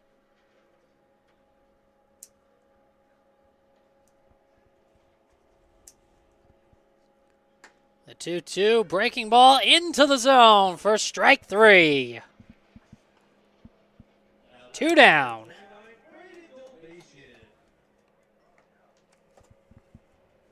it brings up Braden Dolbatian.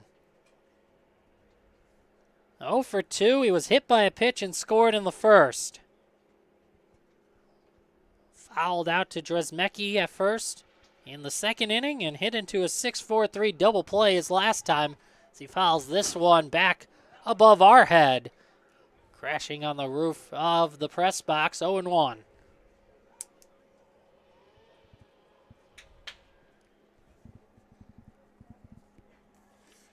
Sanchez, a strike thrower in college with Southwestern as a Jaguar. 91 strikeouts against just 38 walks as the pitch downstairs.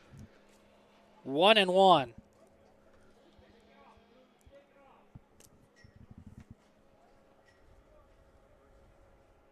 So 4-2 Grizzly lead. Both teams scoring a pair of runs in the first.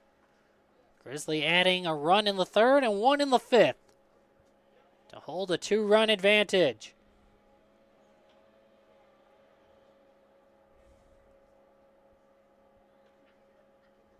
Sanchez looks in for the sign from his catcher Hendricks. The 1-1. Swing and a miss. 1-2.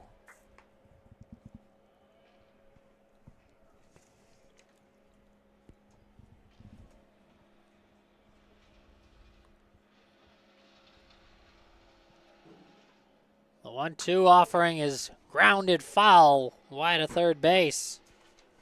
And the count remains 1-2. Adrian Sanchez out of San Diego.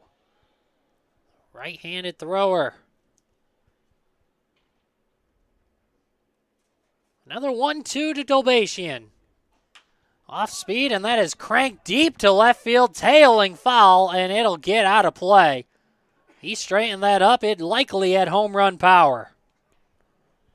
351 off the bat. If he gets that one straightened out, yeah, you're right. It's just barely scraping over the wall, but it would go over. Impressive to get that much off of a pitch that was under 70.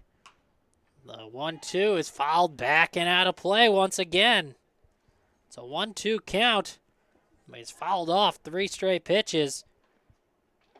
6 pitch at bat so far. Distances to the corners, it's 350 to the foul poles in left and right, 400 to straightaway center. Another 1-2 pitch from Sanchez to Dolbatian. This one in fair ground, skied toward left. Pacheco's underneath it, and he makes the grab to end the inning. 1-2-3 go the Grizzly. We move to the bottom of the 6th. It's 4-2 Grizzly over the Power on your California Winter League YouTube channel. Quality first. It's quite a philosophy to live by. But world-class ingredients are the foundation of great meals. And we wouldn't have it any other way. At Kaiser Grill in downtown Palm Springs, we believe you deserve the best. So whether it's dinner for 2 or a celebration with 200 friends, quality is our promise to you. Because quality is king. Quality is Kaiser.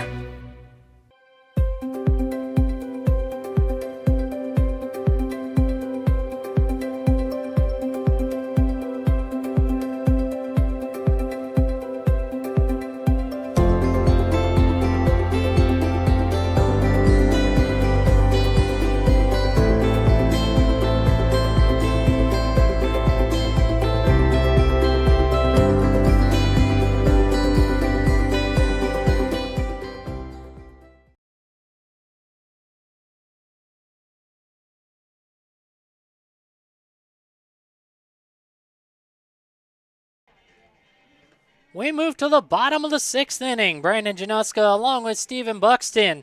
Delvis Lorenzo Munoz out for his 6th inning of work. Pitching deep into this ball game for the Alberta Grizzly, who lead 4-2 over the Power, entering the bottom of 6. Due up is Robert Starr, Jacob Mabin, and Tristan Pacheco, unless someone gets pinch hit for. That's who's due against Munoz here in the bottom of 6. He's allowed just 2 hits in this ball game so far. And that's exactly why he's still out there. It's just the 2 hits. It's not to say that the Power haven't had base runners, but he's allowed just 2 hits. He hasn't walked a batter yet. He hasn't been exactly pinpoint, but when he's missed the zone, when he's lost his control, it's either hit a guy or just turned into a really long at-bat and a deep count. There is some action in the Grizzly bullpen for the first time today. As the first pitch home to Robert Starr. Breaking ball swung on a miss for strike 1. I think that might be Luke Payne out there, the new guy. One of 2 newcomers to the Grizzly, along with Andrew Gravdal, who's the leadoff man today and in right field. No, that's Jason Leone out there. Sorry, I saw a number that wasn't listed under our pitchers and immediately assumed it was a newcomer. The 0-1 is lifted in the air, left center field. A few steps over to his right goes Shaw. The center fielder squeezes it, and that's out number 1. Starr flies out to center, and it brings up Jacob Mabin. A little bit of baseball history for everyone out there listening. On this day in 1956, Baseball Commissioner Ford Frick introduced the Cy Young Award. Of course, in honor of Hall of Fame pitcher Cy Young. He had died the year previously in 1955, so the award was announced to honor him. It's the first pitch to Jacob Mabin. He is called a strike, 0-1. And at the time when it was first introduced into the league, there was just one award for the entire all of Major League Baseball. It wasn't until 1967 that they made it 2 awards, one for the AL and one for the NL. As the 0-1 pitch from Munoz. Called a strike. He's liking that outside edge, 0-2. And what's crazy about the Cy Young Award, they introduced it because they wanted to recognize pitchers and not just have the MVP award.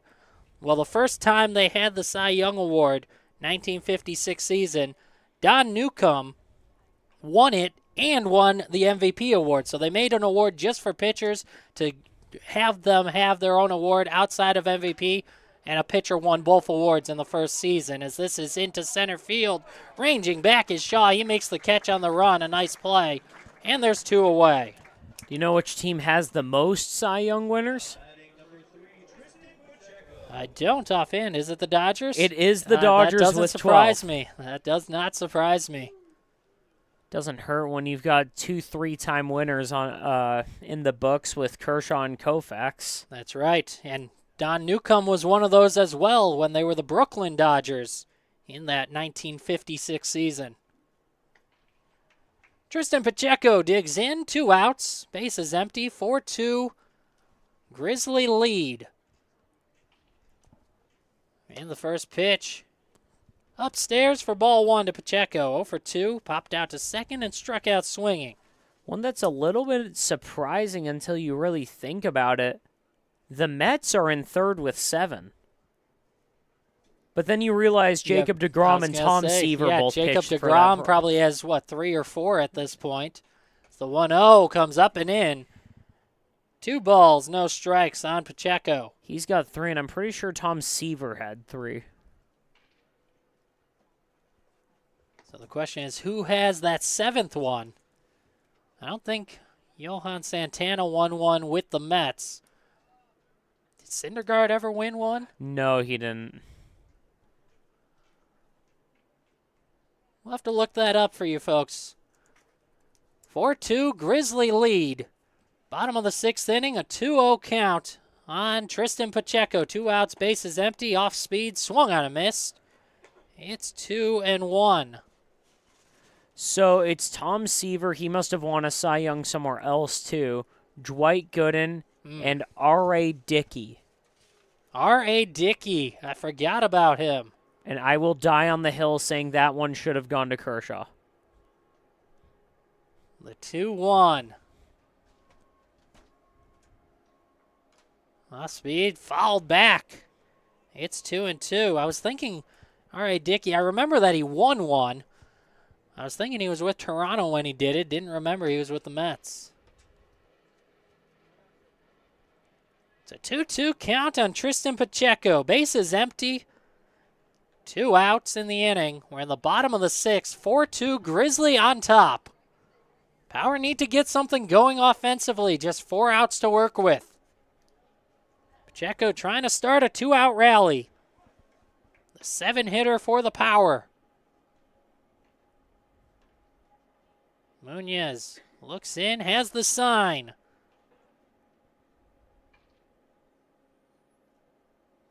The 2-2. Just missed outside, and it's a full count. Nice at bat for Pacheco. He popped out on the first pitch he saw back in the 2nd inning, but he's worked full counts in each of the last 2. Struck out swinging in the 4th. Let's see what the result is here, as he has another full count against Munoz. The payoff pitch. Swing and a miss. Strike 3. Munoz got him again. It's a 1-2-3, bottom of the 6th. We head to the 7th. 4-2 Grizzly on top of the Power on your California Winter League YouTube channel.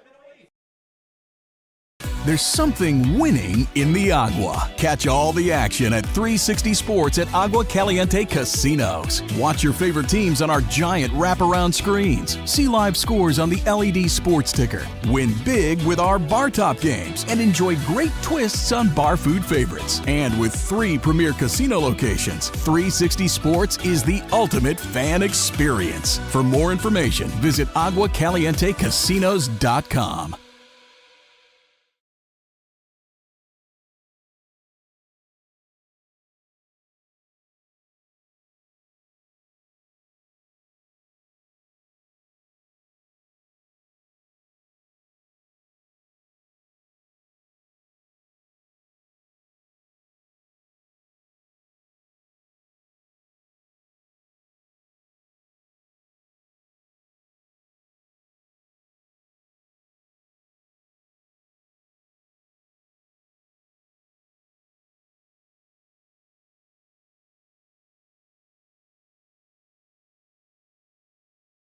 Yeah, the Dodgers list.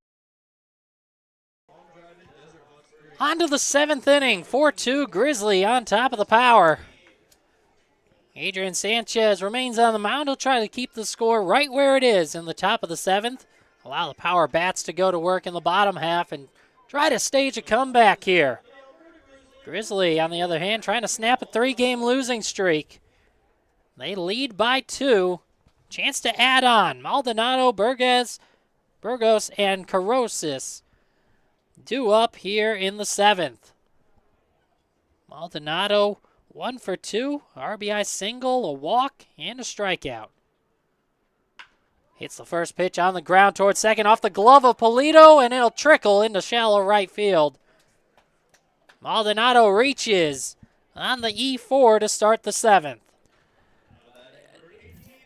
That's a tough break right there on the mound for Sanchez, but Maldonado, I mean, you can't hit a ball better than that. It's 98 off the bat at second. Polito, that's one of the better errors you'll get if you're really wondering how bad you feel about an error. Again, 98 off the bat. It's just hard to get that. Yeah, very sharply hit on the ground as this one's popped up back over our heads.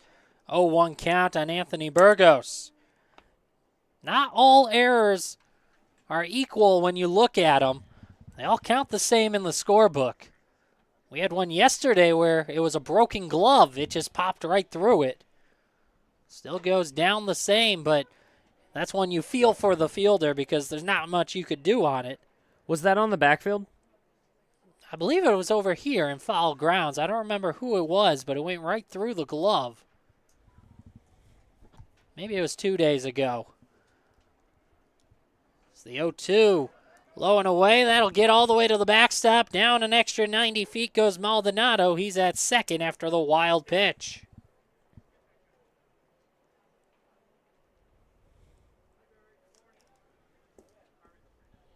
1-2 count now on Anthony Burgos.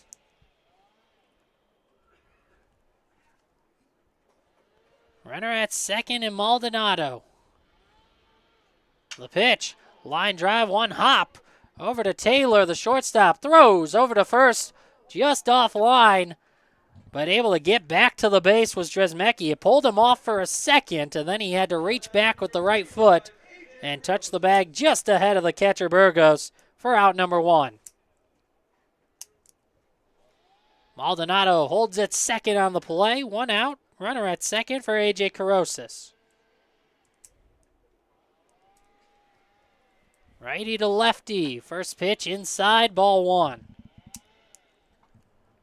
And right now, nobody warming up in the Grizzly bullpen. Jason Leone was out there earlier, and it's a wonder if he's already warm and just ready to go for the 7th, or if they might give Delvis that inning. 1-0 is hit high in the air in left field and bobbled out there by Tristan Pacheco. It popped out of the glove, and then he made the grab with the bare hand. So not the most routine of outs, but he hangs on for out number 2.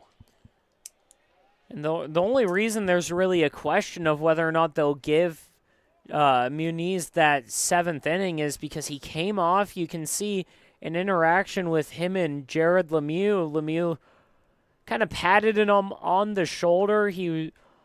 I couldn't tell, maybe he shook his hand too. It looked kind of like this stereotypical, hey, great job, man, you're done, thank you kind of speech. But Muniz stood there, and it looked like he was pleading his case.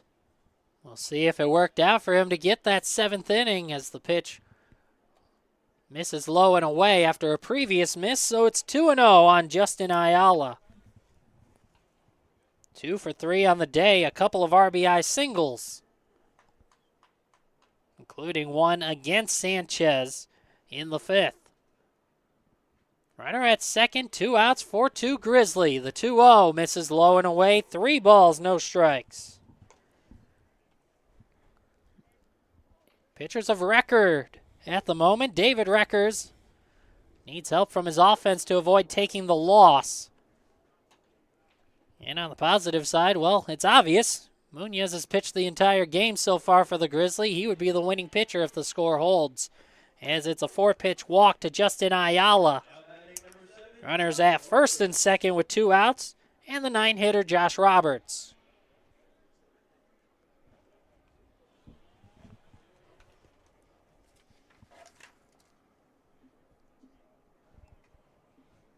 Roberts, the switch hitter, is batted from the left side with only right-handed throwers so far for the Power. First pitch misses outside for ball 1. 0 for 3 on the day officially. He did reach safely on catcher's interference. Runner takes off from second, now delay from first. The throw on to third is in time as Sanchez just stepped off the rubber and nails Maldonado trying to steal 90. And that'll end the inning. Grizzly don't score. They lead 4-2 as we move to the bottom of the 7th on your California Winter League YouTube channel.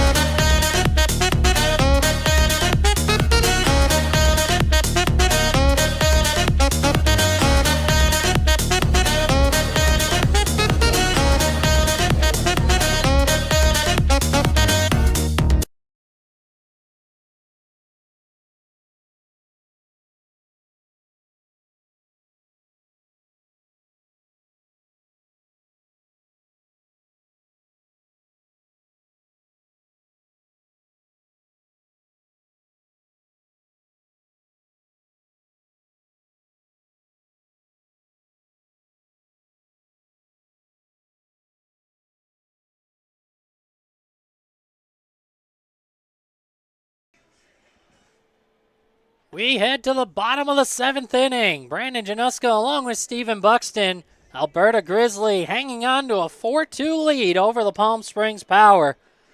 They've had this same score since the 5th.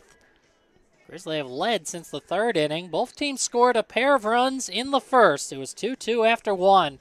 Grizzly added 1 in the 3rd to take a 3-2 lead and added another in the 5th. 4-2 is the score as we head to the bottom of the 7th inning. Last chance for the Power to come back in this one, and they'll do it against the starting pitcher, Delvis Lorenzo Munoz, who's trying to go the distance for the Alberta Grizzly and lock down the win for himself. He'll do it against the 8, 9, and 1 hitters. It'll be Hendricks, Wu, and Loengart. Hendricks taking his first at-bat. Came in defensively for Nathaniel Lai.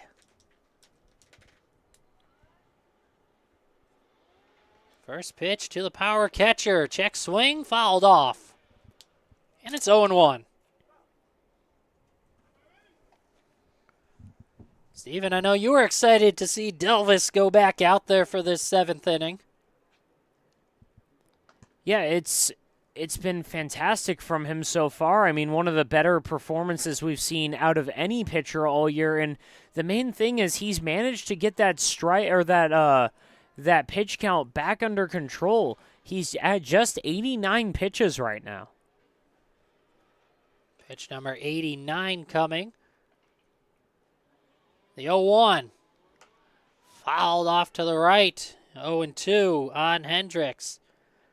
And I know it's cliche if you go and take the context of this pitching staff has struggled all year, and especially coming off that loss yesterday. But it's what's happening right now, and Muniz has stepped up. He's done everything he can, and he has carried this team, and he's the reason they're winning right now. It's already the longest outing for him on the season.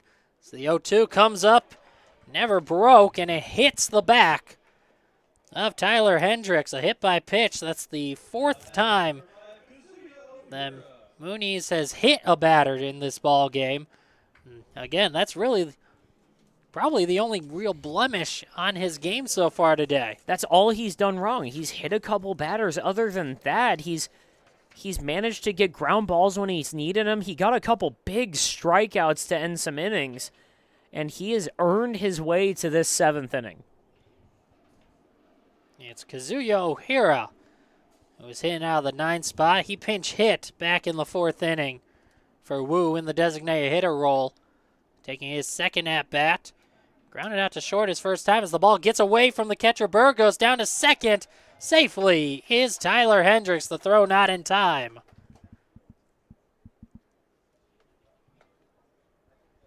Runner in scoring position. Power need 2. We're in the bottom of the 7th inning. 4-2 Alberta Grizzly lead. Tying run at the plate. If he does get into trouble, though, they do have Matthew Maldonado warming up right now in the bullpen.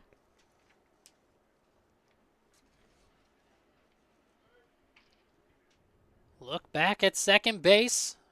The runner Hendricks. Now a look back in at O'Hara in the box. The 1-0. Called a strike. It's 1-1. Muniz, he entered today with 8 2/3 innings pitched on the season. His longest outing was his last one, January 30th, against these same Palm Springs Power. 10-3 win. He took the win going 5 innings. Trying to go 7 and lock down a win here. The 1-1. Called strike 2. Started this inning off with a hit by pitch. That's Hendricks, who then took 2nd on a wild pitch.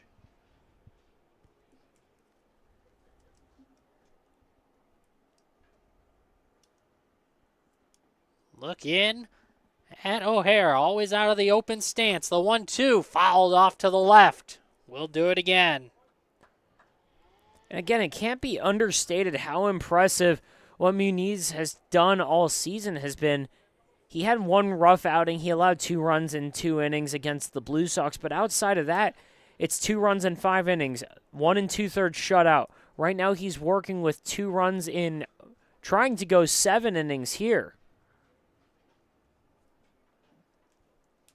Another 1-2 pitch. Low and away, and the count's even.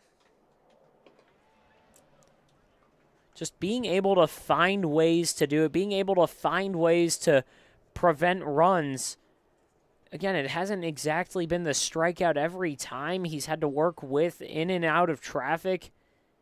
He's one of the guys who's just grinded through everything. Has to grind through 3 more outs to secure the win here today. Runner at second, nobody out, a 2-2. Fouled wide of third, just foul. And it remains 2-2.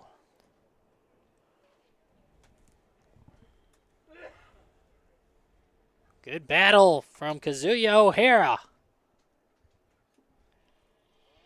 Came up with a runner at second his first time when he came out off the bench to pinch hit.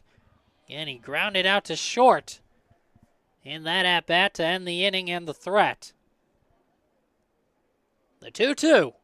Fouled off at the plate. Tapped it straight down. Battle continues. Pitch number 8 coming in this at-bat.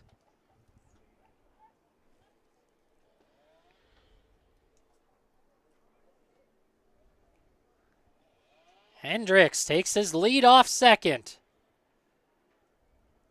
Second baseman Davey Morgan playing back a couple steps on the outfield grass.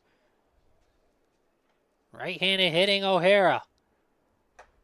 The 2-2 upstairs and the count runs full.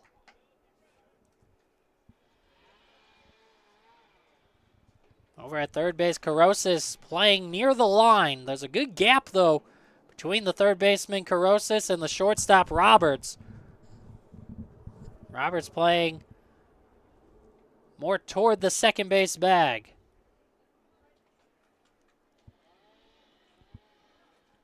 The payoff pitch. Here it is. Swing and a miss, strike 3. That's the first out of the inning. Back to the top of the order, Asaf Loengart. He's been hit twice. Struck out in the 5th. Does have 1 home run on the season. That came on opening day here at this stadium. And in this same matchup, it was an 11-6 win for the Power over the Alberta Grizzly, and that will be it for the starter, Delvis Lorenzo Muniz. A great outing today. He goes 6 1/3, and now it's a call to the bullpen for manager Jared Lemieux and the Grizzly. Grizzly up 4-2 over the Power. 1 out, bottom of the 7th, with a runner at second. We'll be right back right here with the new pitcher on your California Winter League YouTube channel.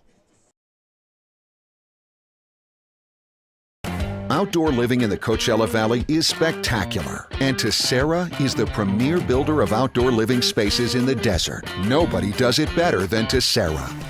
From one end of this valley to the other, from Palm Springs to Rancho Mirage, Palm Desert, to Indio and La Quinta. For 35 years, we've created the ultimate in outdoor living, landscaping, pools, and patios, so you and your family can enjoy each other. Live well. Live Tessera. Whether you're building, landscaping, renovating, refreshing, or simply researching, rent the right size tools for your size jobs. In store, online, or in-app at Sunbelt Rentals, where tools rule.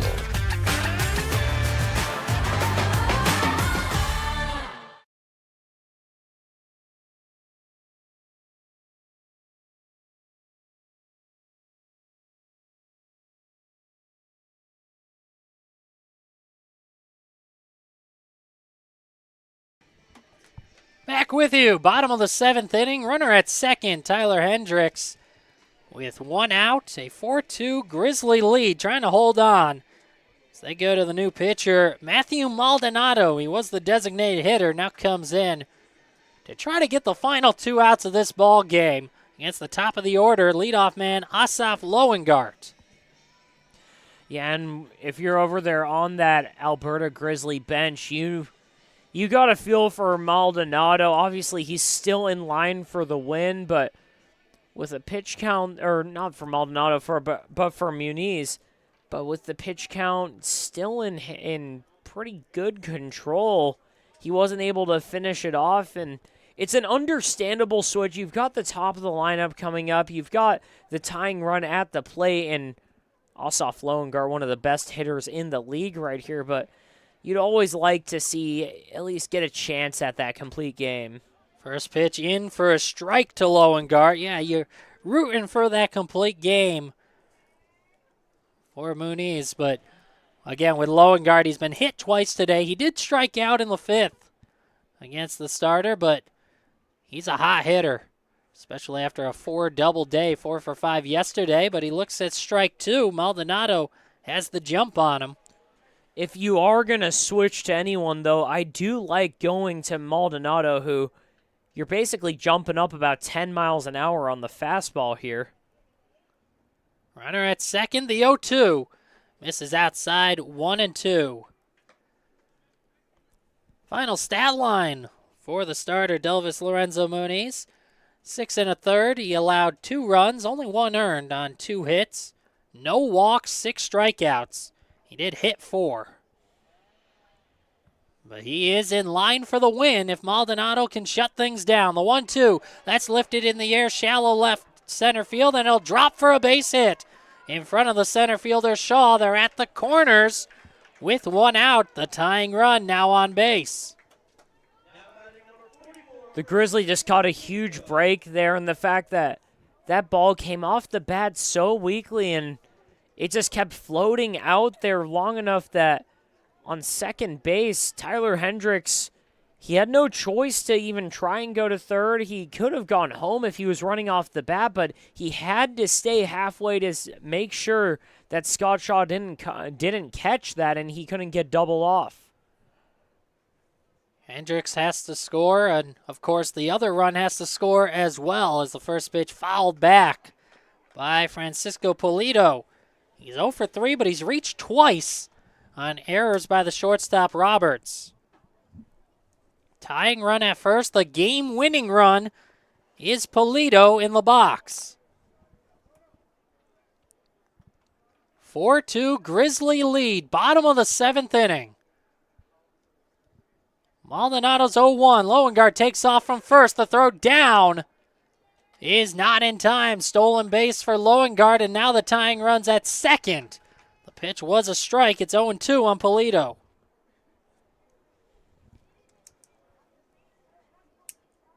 It's a big stolen base to get the tying run in scoring position with 1 out. And it also breaks up the traditional double play. Second and third, 1 away.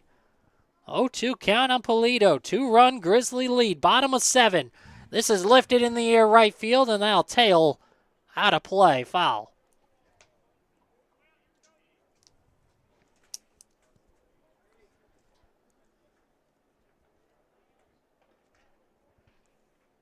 Francisco Pulido trying to be a hero here for the Power.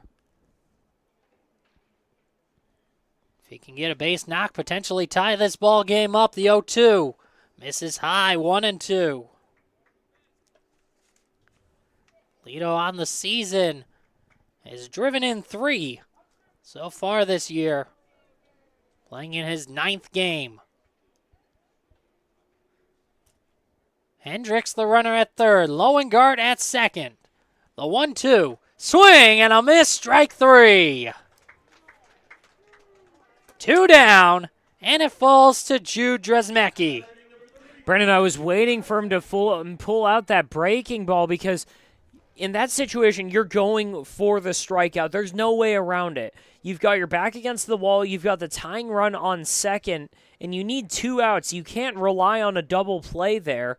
So it was fastball after fastball, just waiting till he tries and pulls out that breaking ball for the swing and miss, and he does at the perfect time. First pitch down low for ball 1 to Dresmecki. Left-handed hitting first baseman against the right-handed throwing Maldonado.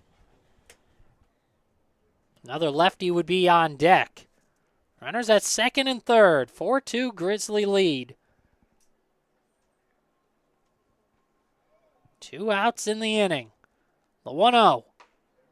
Breaking ball catches the zone. 1-1.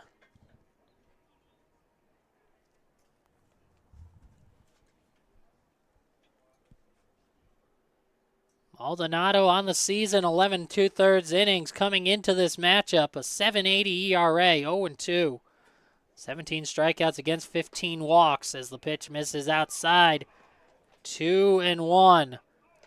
Looking to pick up his first save of the Winter League season. He's 1 out away. Tying runs at second base for the Power. The game-winning run at the plate. The 2-1 pitch.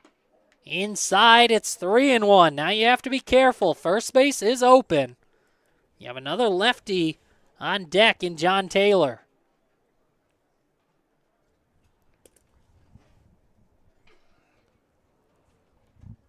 Big pitch coming. Tying run at second. A hitter's count. The 3-1. Catches the outside edge. 3-2. That's a big pitch.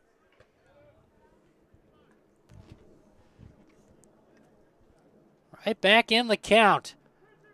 So it comes down to this. 4-2 ball game. Grizzly on top. 2 outs, 2 on. And a 3-2 pitch from Maldonado. Fouled back. And we'll try again.